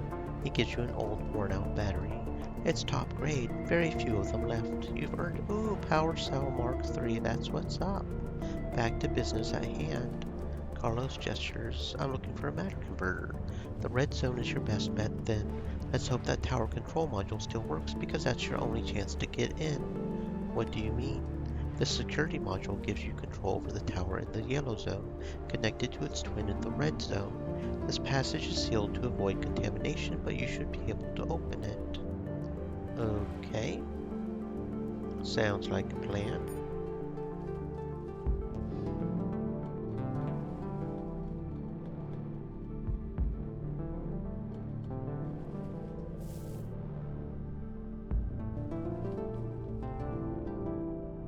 Closed until further notice. Carlos sent me. It's your funeral, yes. It very well could be. But it'll be okay. Maybe. Unless, of course, it's our funeral. Okay, no dialogue. We just pop on up in here. The yellow zone is sealed for a reason. The environment is too hostile. If the poisoned air doesn't kill you, the creepers will. The toxic environment will reduce your max hit points while you're exploring the yellow and red zones. High quality protective gear will reduce or fully protect you. Enter if you dare.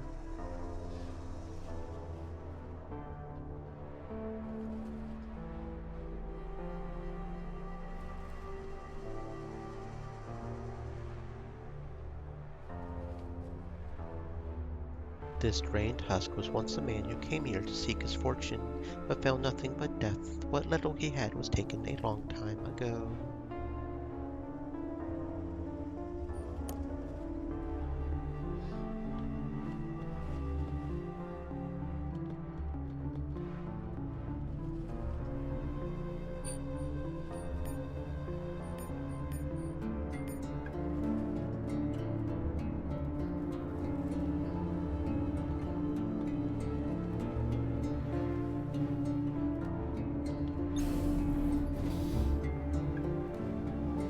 You found yourself within a sprawling research complex, what would have been called a ziggurat in some forgotten age of old Earth. The work of years by dutiful terraforming engines, it was designed to simulate Proxima's environment in order to adapt to rain crops and other vegetation. Having been left to its own kind of untrammeled evolution for over a century, the result is like the fever dream of a mad scientist.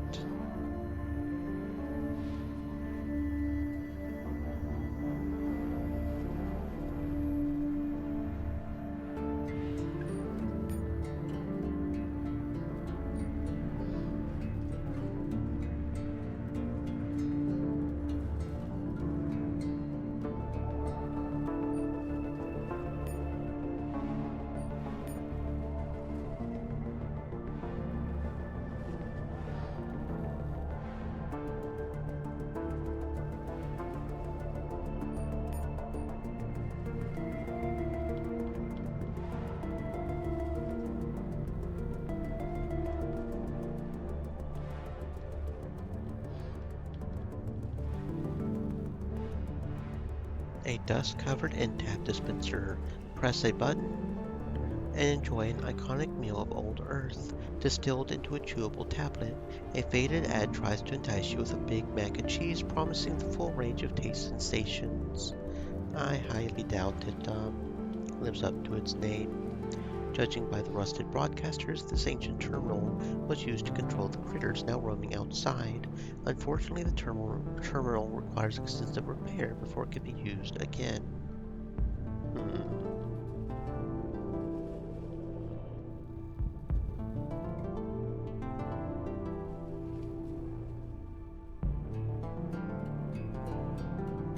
Two creepers are fighting over a frog that must have provoked them.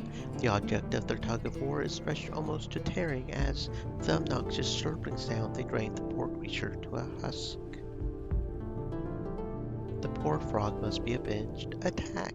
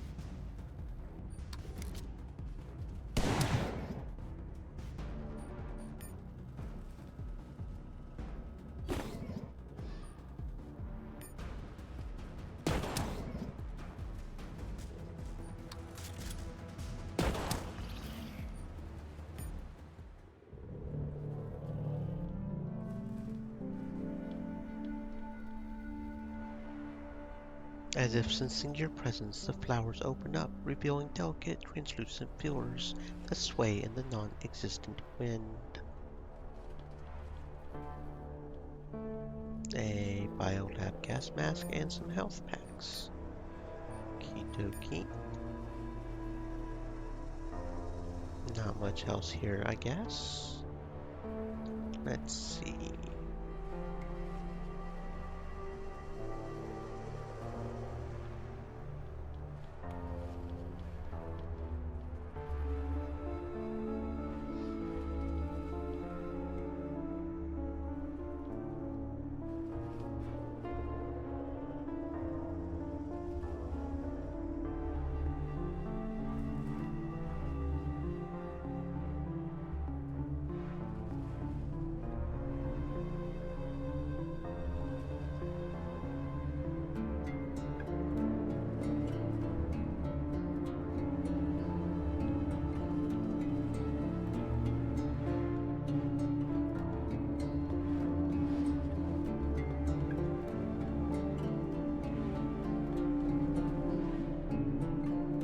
The door is jammed in place, but there's a gap big enough for you to squeeze through if you don't mind sharing space with several crawlers and frogs beyond. The crawlers twitch in reaction when the frogs get too close, but show no signs of hostility. Scanning carefully around, you spy a broadcaster mounted to the ceiling. These creatures will remain docile until they sense an intruder. Exterminate.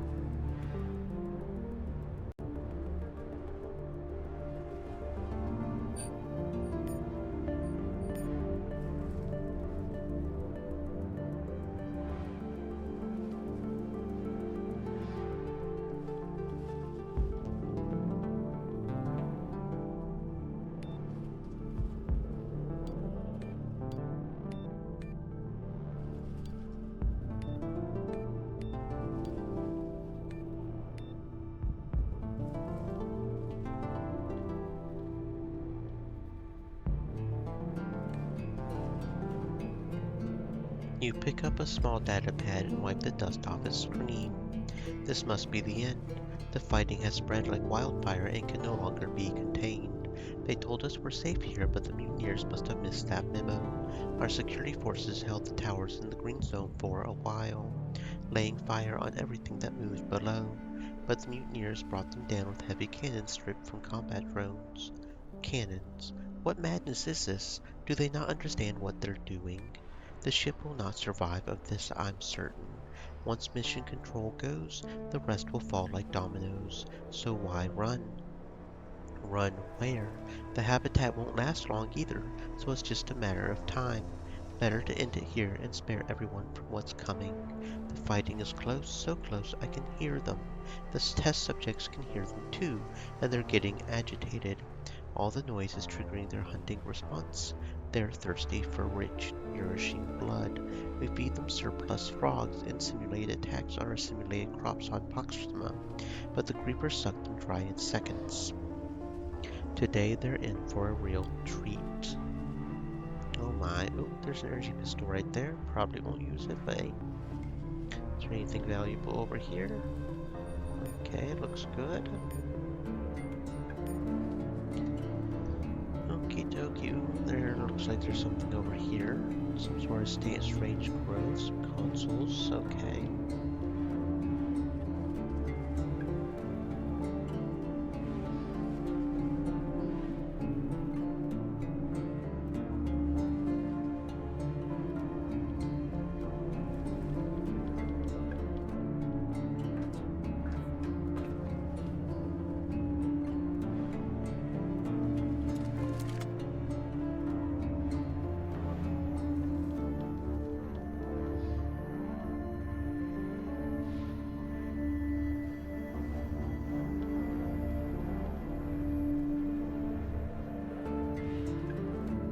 You peer through the gently shifting fog until your eyes ache, but you can see nothing. You decide to wait a while. Only a fool races toward his death. Your patience is eventually rewarded when a frog appears out of the fog, croaks once, and hops back into obscurity. Where there's one frog, there's bound to be more. Might as well be a ship's proverb at this point. But something is moving out of sight in the mist. Something much bigger than a frog. Probably a creeper out for a stroll.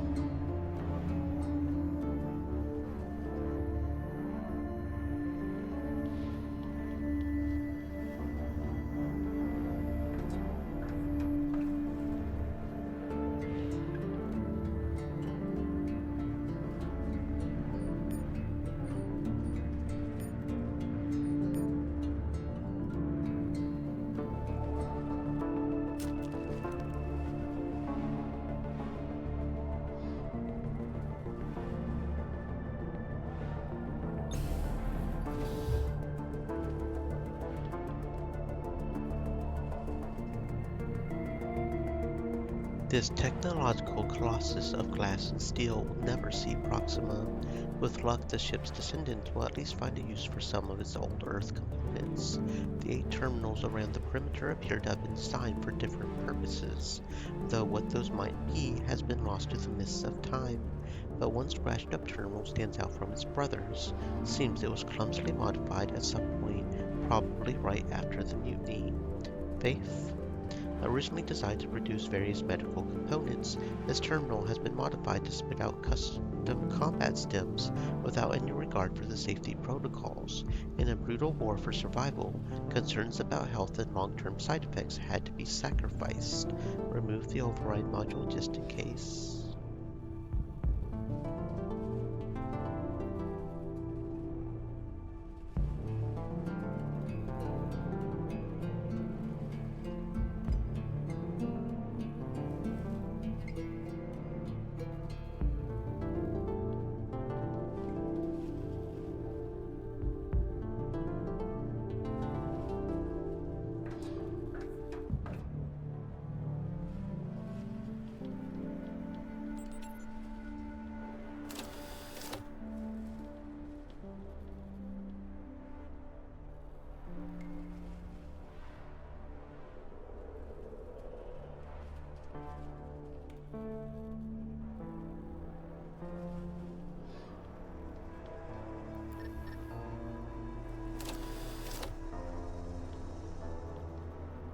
A long dead frog the size of a small dog is floating in green liquid.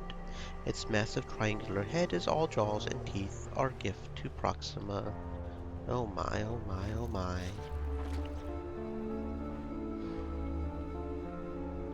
An old research terminal still operational. The access to the files is restricted, so if you want to read them, you have to deal with the security first. Faith? Most files are corrupted, but the research on the creeper seems to be intact. The problem is that there are hundreds of files. Faith? Faith quickly goes through the files looking for something useful. An avid predator and an opportunistic feeder, the starfish is a keystone species, which makes it an excellent addition to any terraforming arsenal. It can regenerate damaged parts, swallow its prey whole, employ chemical defenses, and even grow calcium-hardened spines. A rich foundation by any standards. Going over the attack and evasion patterns gives you an insight that might elevate you into a predator rather than prey. Creeper Hunter, accuracy, evasion, and crit strike. Okay, well that certainly works. And now we can open this door. Okie dokie.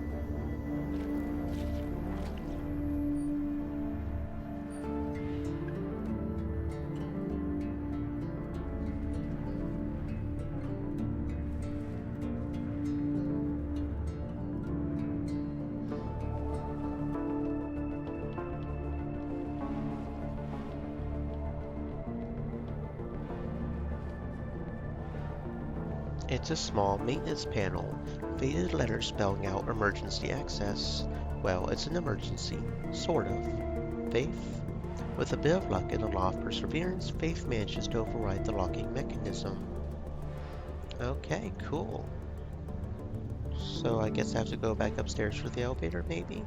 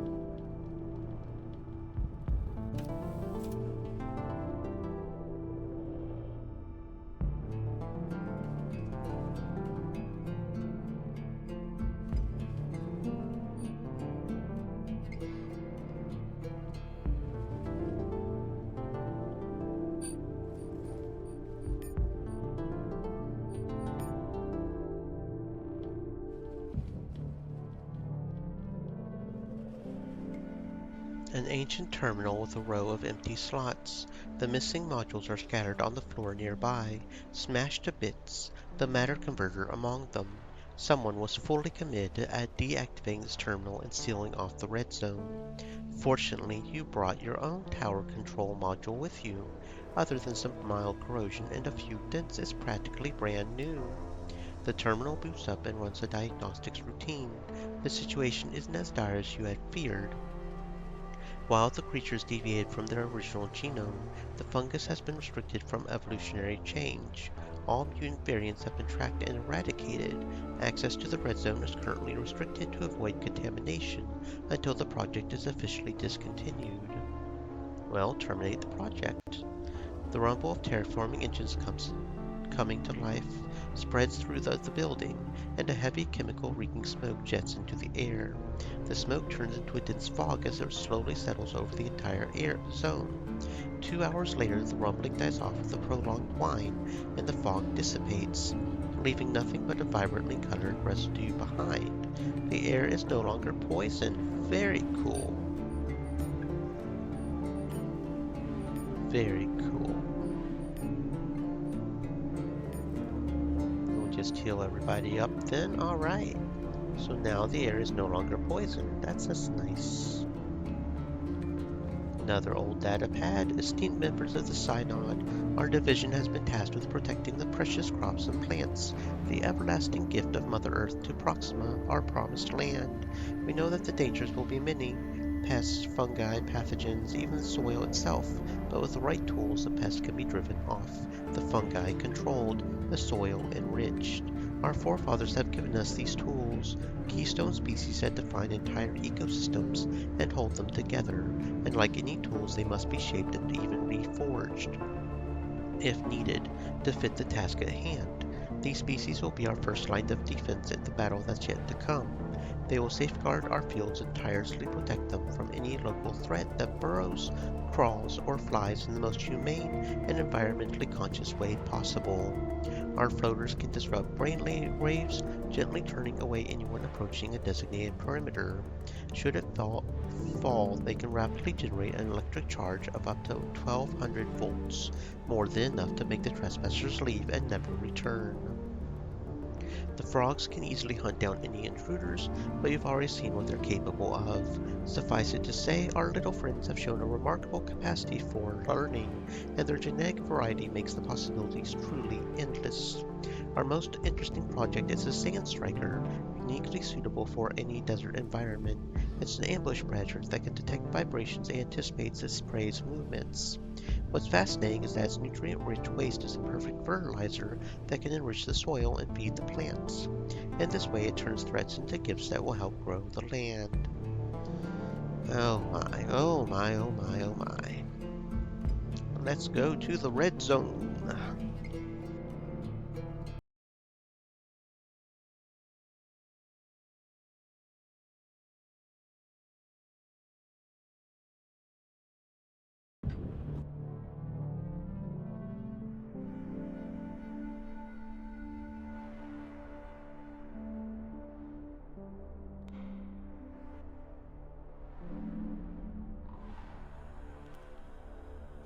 You step inside the red zone's inner sanctum, the control room at the top of another ziggurat.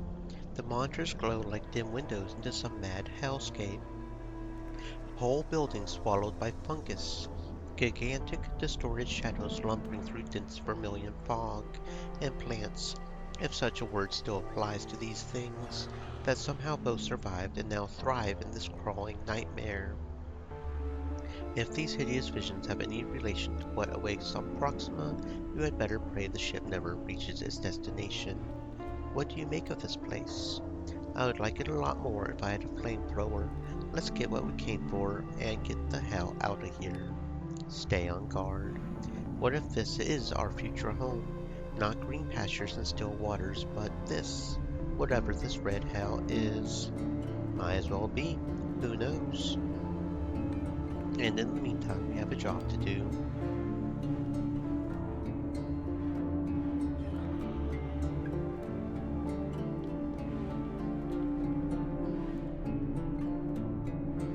The control unit is visibly vibrating as it struggles to keep the failing systems online. Heavy cables snake across the floor, connecting it with the terraforming engines below.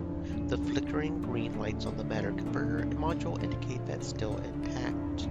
The hazard orange pop-up appears on the screen. The matter converter is currently engaged and cannot be removed. It seems an environmental simulation launched over a century ago is still running, or at least that's what the operating system thinks. Never mind that, shut it down. Every warning you dismiss generates another in the seemingly endless series of safety protocols you're ignoring. First, it asks for a special authorization from a long-dead systems admin who worked on the server room somewhere below. Second, one of the terraforming engines isn't responding. Until it does, the termination command cannot be executed.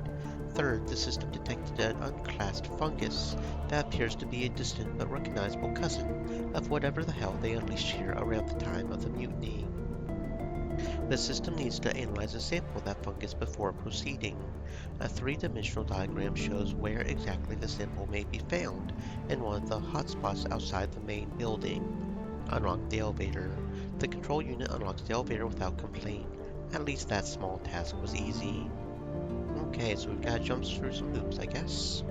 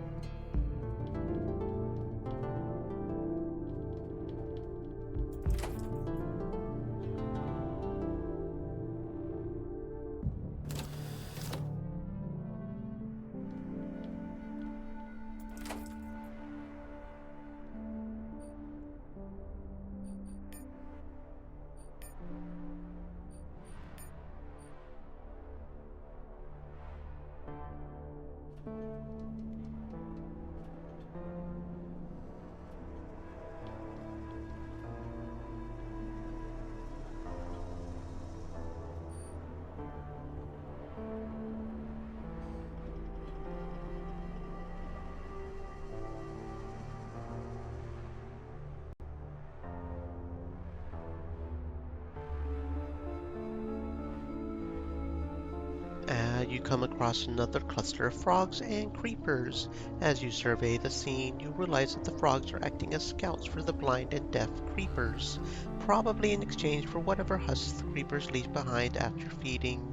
Without warning, one of the creepers hoists his awkward bulk up off the ground and fires his tongue at a nearby frog.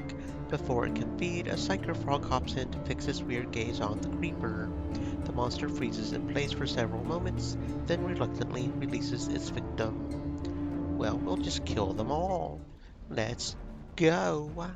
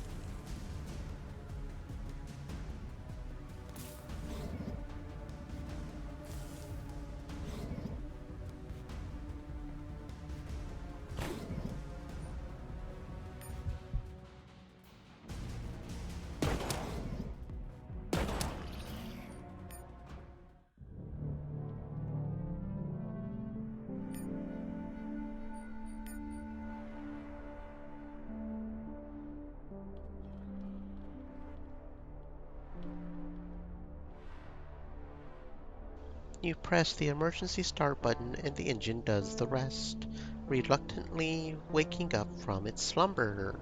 Yay!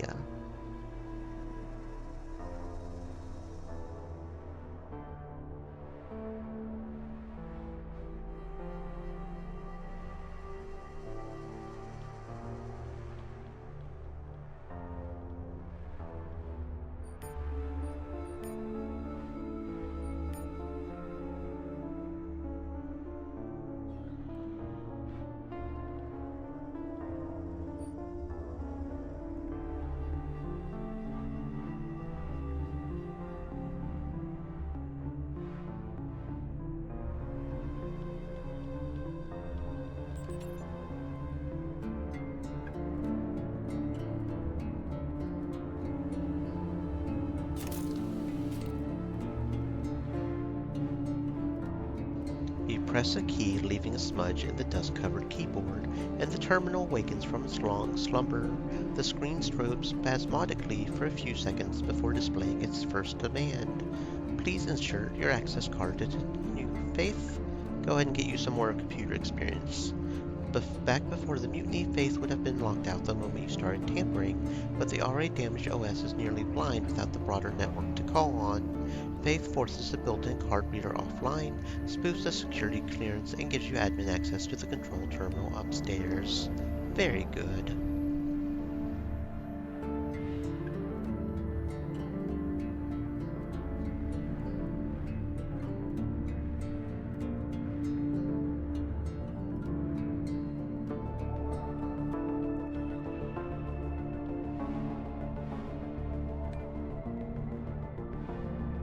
Most files are corrupted except for this audio message. John, we know perfectly well what we do here, what we were tasked to do by the Founding Fathers, so spare me the outrage. From now on, all requests to tour our faculties will go through me, but I can tell you right now that I don't have time to entertain your side-nod friends and explain the basics over and over again. They know that we must protect the crops at all costs, but they seem to think that all we need to do is water the plants and keep the natives away. So let me spell it out for you one last time, and hopefully you can convey this message to others. No fungus, no crops. Simple as that. The local fungi could be very different from ours, and if they refuse to play ball, our crops will wither and die, and the colony will die with them. That's why we're bringing our own highly evolved strains with us. But guess what? Fungi are very territorial, just like us. When a mycelium, think of it as a fungus network, detects an intruder via chemical self or not self recognition, it starts pumping out inhibitors to drive the rival away and kill it outright. Do you know what's going to happen if the alien fungus kills ours or drives it away from our crops? That's right, no crops, no colony. Yes, our fungus is very aggressive because it has to be if we want our species to survive. The meek might inherit the Earth one day, but they sure as hell won't inherit Proxima.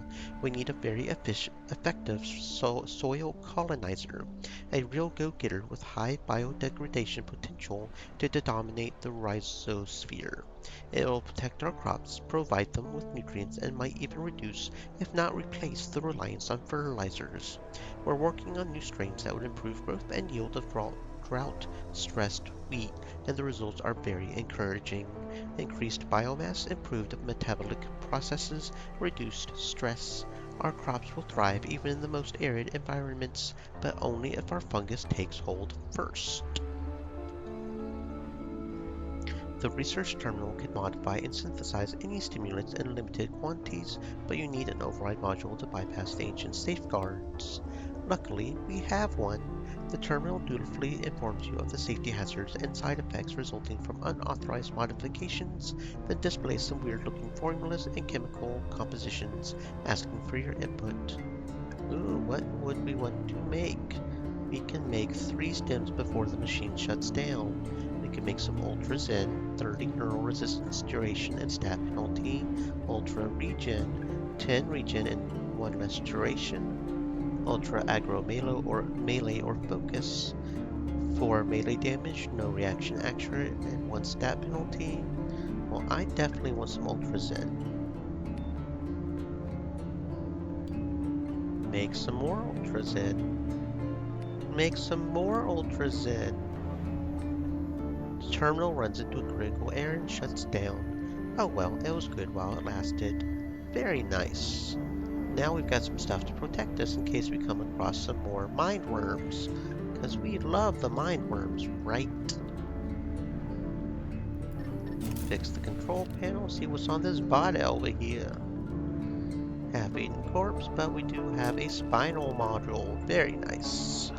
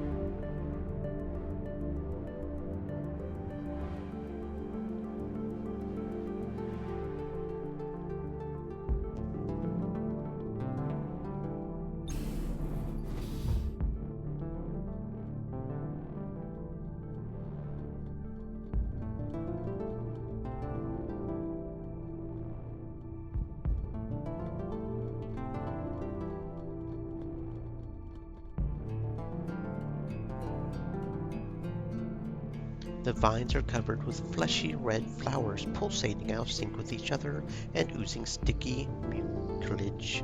They look like digestive glands anticipating a meal rather than a transplant in full bloom.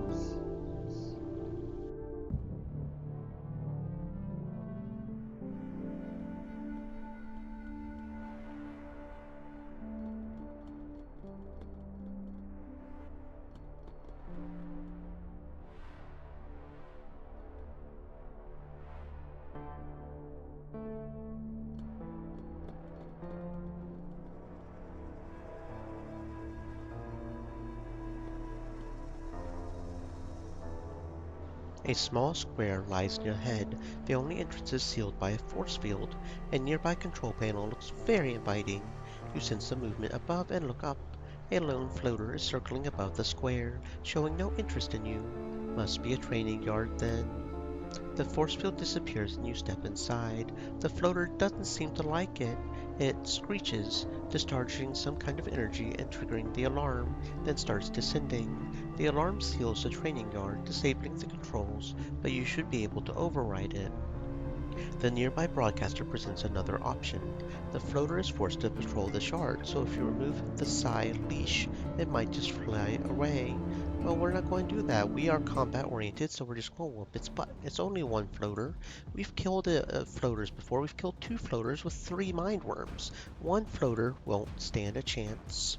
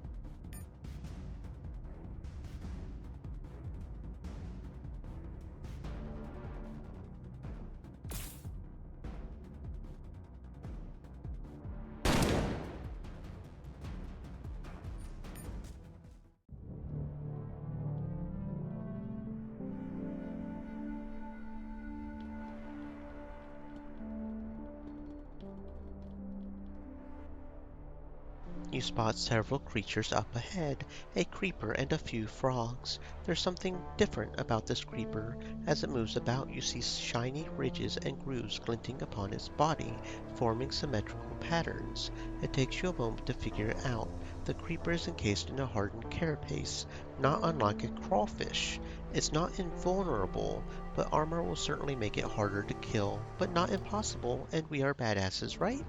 Right? An elder creeper. Oh my.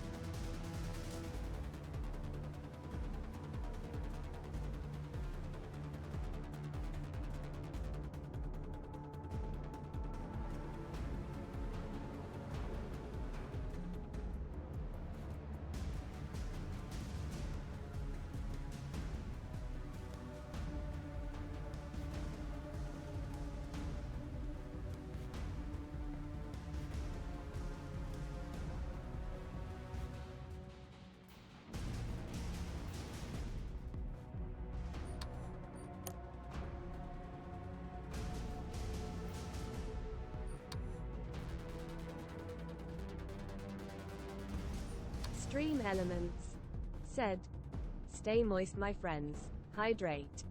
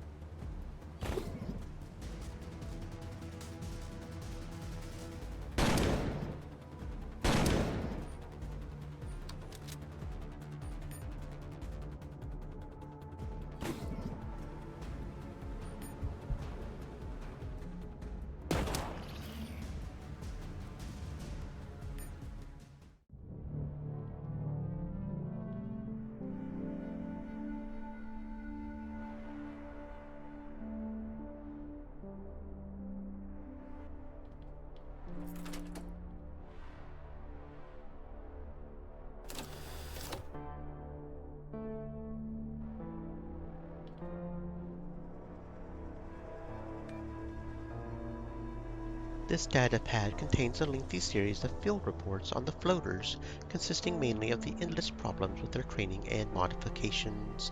The early variants were too unstable, failing to produce enough gas to stay afloat or to digest frogs and other pests.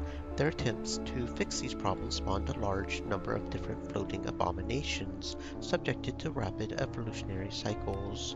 Once the early design problems were resolved, behavioral specialists took over. The floater had to be aggressive enough to mindlessly engage any enemy threatening the farm fields, but not aggressive enough to pursue, which would leave its territory unguarded. The floaters would associate the future farmlands of Proxima with their nesting grounds, while broadcast signals would adjust the perimeter at will, allowing farmers to access the fields during harvest seasons.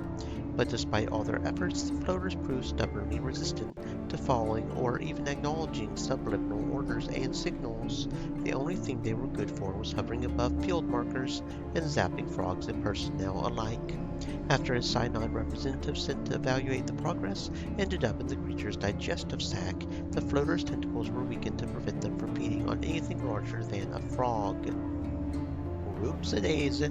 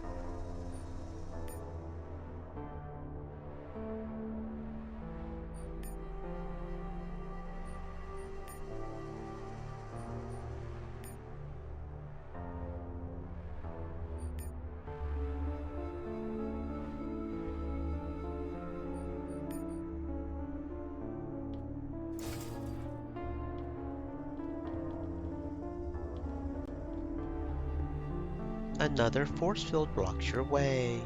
You see two containment units with two floaters inside. As you take another step, one of the floaters senses your presence, getting more and more agitated. Whatever the containment unit was supposed to do is clearly not working. You have a few seconds before the floater releases an energy charge and overloads its restraints. Let it come. The floater's powerful charge overloads both containment units. The freed floaters' bodies flicker rapidly as if they're communicating with each other. Then their attention turns to you. You feel an alien presence in your mind. Feel its hunger as it digs deeper into your mind. Probably gonna regret trying to fight these boys, but ayo.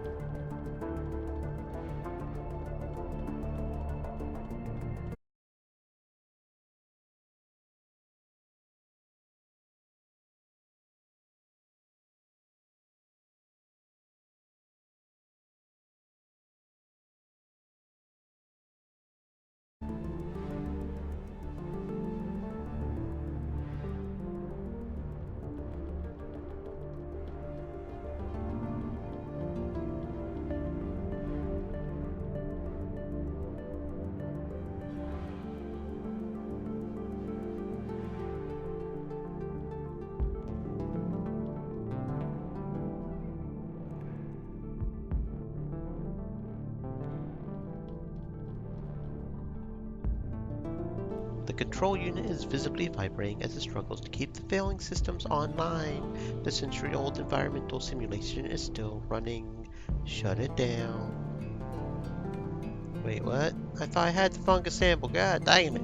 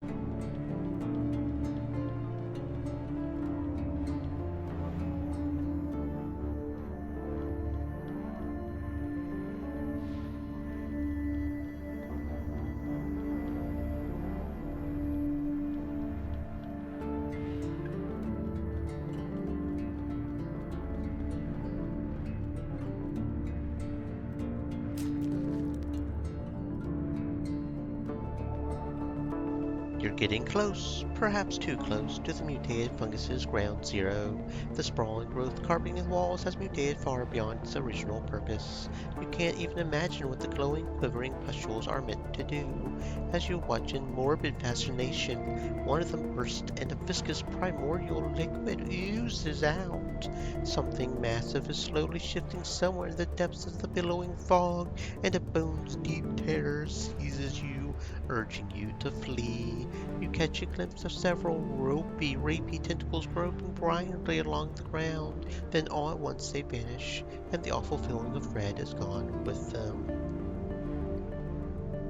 A now familiar terror grips your mind, urging you to flee. The source of this irrational fear is waiting for you up ahead. With a sharp shake of your head, you force yourself to keep moving, straining to see through the all but impenetrable fog. The floaters are the first thing to come into view. They're hovering eerily above a crawling mound of flesh, fighting over what looks like a dead frog. Another step forward and your carcass will be their next meal, or will it?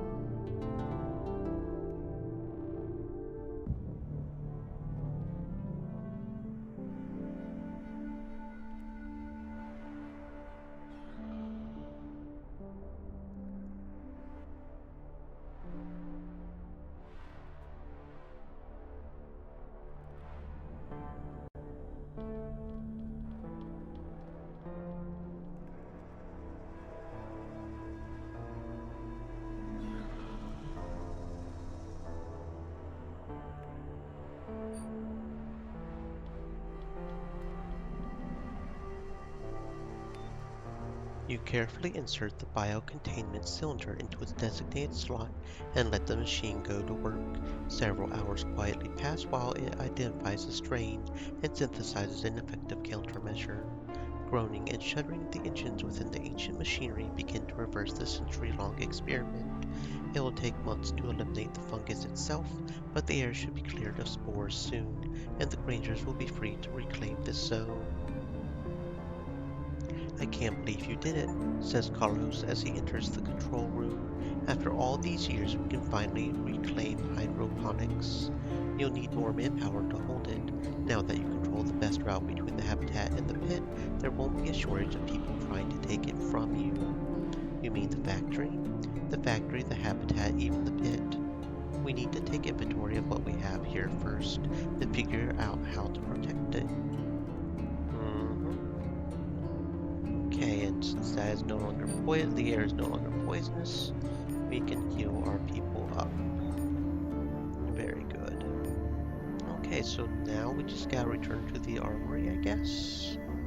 I reckon so.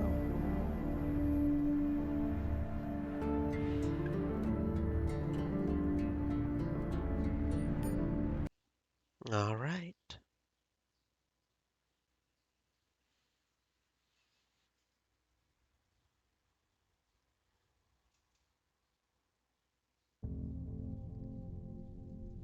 "Did you make a deal with the monks?" hisses Tanner, glancing over his shoulder. "Are you out of your mind? What are you talking about? Your friend Zeta 4 showed up to pick up the machine while you were gone.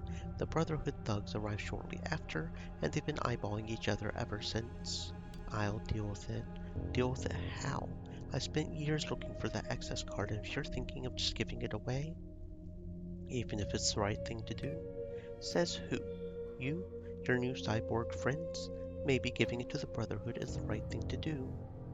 Maybe, or maybe it will doom us all." Having second thoughts, "Tanner isn't wrong, you know. Giving the machine to the monks will change nothing. It will roll back the life support clock and buy us more time. That's not nothing. I don't know. What if tomorrow the monks decide that the herd has grown too large and needs some cooling, or that the pit is a drain on their resources? That's taking it a bit too far, don't you think?" "Is it?" "The pit is a drain, and if we start running out of resources, we will have to take a hard look at how many people our failing systems can support. A cyborg won't hesitate to pull that plug." "Let me think about it. Anyone but the habitat. Nothing good will come out of that. That's what I'm afraid of. Giving more power to any of the habitat factions will be a mistake. They're stuck in the past, still fighting that century-old war, and won't rest until they destroy each other and the ship." "Alright, let me think about it. Goodness."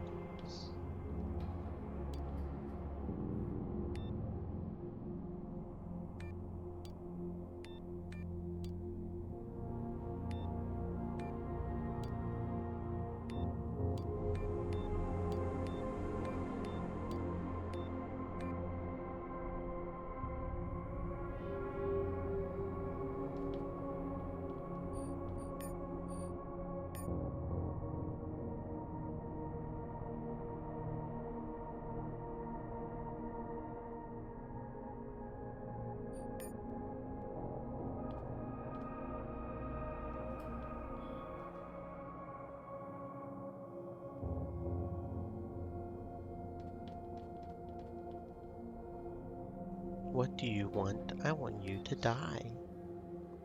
"Zeta 4? "I'm here to facilitate delivery," announces Zeta 4, looking at the machine with a perfectly neutral expression.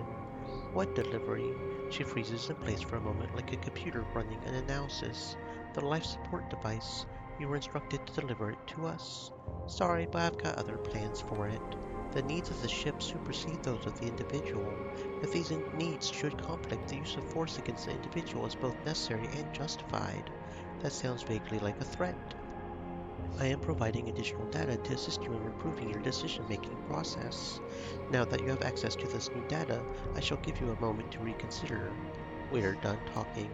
We shall engage with you again at a more auspicious time." Zeta's jaw closes with a click and her lips stretch in a gruesome imitation of a smile. Bye-bye. Did you install the converter yet? No, not yet. Install the matter converter. The machine does most of the work for you. The rapidly changing screens take you through different stages until the new module is installed. The spec diagram reappears with only one yellow flag remaining. All that's missing is a molecular synthesizer, and the only place to get it is the ECLSS. We'll have to move it soon. Talk to the Grangers about securing hydroponics. We won't get far if we have to fight off the protectors in the church at every step. We'll stay here and guard the fort. I need better gear. Go to the gunrunner in the habitat. Tell them I sent you. The gunrunner in the habitat, huh? Okay, I'll go check that out real quick. Where is the habitat? Um, hmm. Habitat entrance.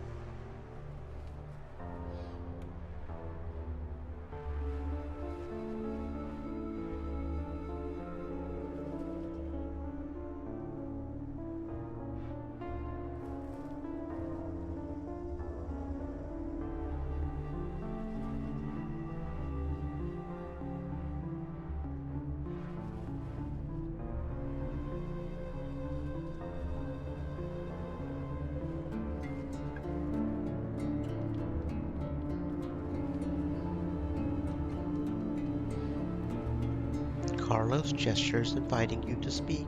Have you given any thought to securing hydroponics yet? We'll do what we can, but my people aren't fighters. If you stand alone, you'll lose hydroponics and your lives. Well, what do you suggest we do then? How about the keepers? Stanton rules the factory now, but I might be able to talk some sense into him. Stanton, are you sure? What about Braxton? Braxton doesn't have the manpower and the pit is too unstable at the moment. Alright, but let's keep our options open. The old broadcast network did a pretty good job controlling the frogs and creepers. Too dangerous, there has to be a better option. And if there isn't, talk to Lemuel, see if it's even feasible. He's in the yellow zone in the control room. Okay, so we need to talk to Lemuel in the yellow area and go to Stanton. Okay, so hydroponics yellow, which apparently is its own teleport thing.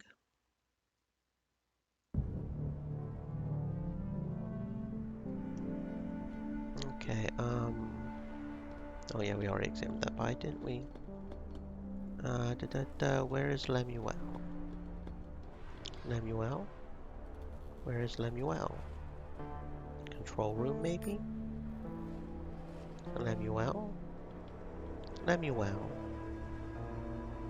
A young man examining the terminals, making a thorough inventory of what can still be fixed. He gives you a polite nod and goes back to work. Carlos sent me to talk to you. The man throws the module into a pile of discarded electronics and turns to you. Tell him I'm working as fast as I can, but it will take weeks to sort it out. What are you working on? taking inventory. Here we have a whole research complex, but most of it is junk now. So I'm trying to figure out what can be repaired and what can still be used for parts. Can you use the old broadcast network to control the critters?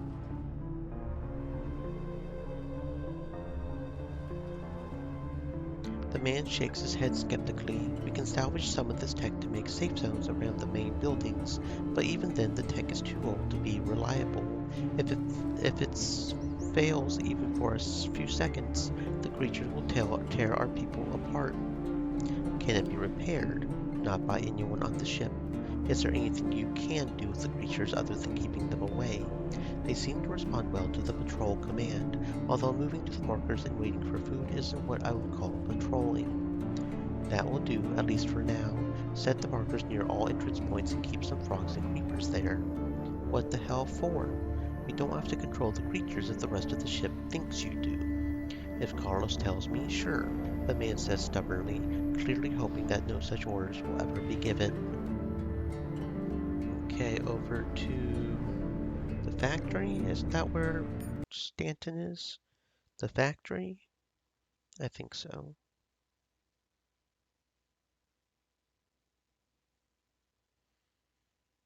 Do do do, it's just loading, it's just loading, it's just loading. Okay, Stanton. Yeah, Mr. Fort Generic Stanton. Name said, "Guess how many points I have." Hello, Jean. Welcome to the stream. I hope you are having a fantastic existence. I'm going to guess you have 69 points. Do you need anything? The Grangers need help to defend hydroponics. Why come to me with this? If they interfere with our operations, we'll be the first to go there and knock some sense into them. What do you mean? You know better than anyone the price we pay to secure the toll road. If the Grangers open up Mr. their own Generic route to the Name habitat, said, 9K. 9,000, so many points. We'll lose everything. Do you really think I'm going to let it happen? If you say no, the Rangers will make a deal with the Protectors, then you'll be really screwed. I have to have friends of my own now. So did Dermont. The Brotherhood won't fight the Protectors for you, so you'll stand alone and fall alone too. Yeah, we weren't going to succeed at that anytime soon. 9,000 points, that is a lot of points, friend. Okay, let's save. And it is 1800 though, so it is time to end for the day. It is time to end for the day. We will be continuing tomorrow. I don't think we have much longer to go on this game. I really don't, because we just gotta deliver the machine, right? And then, Stream Elements said, Mr. Generic Name underscore has spent 0 sex watching Unicorn Turtle 669. well, how'd you get the points? I call hacks. You haven't been watching at all, but you've got points. I call hacks. Um, anyway, give me a moment to evaluate the raid options. Who do we have to raid? Oh, there's almost nobody on. Have we rated them this month? We have. Um,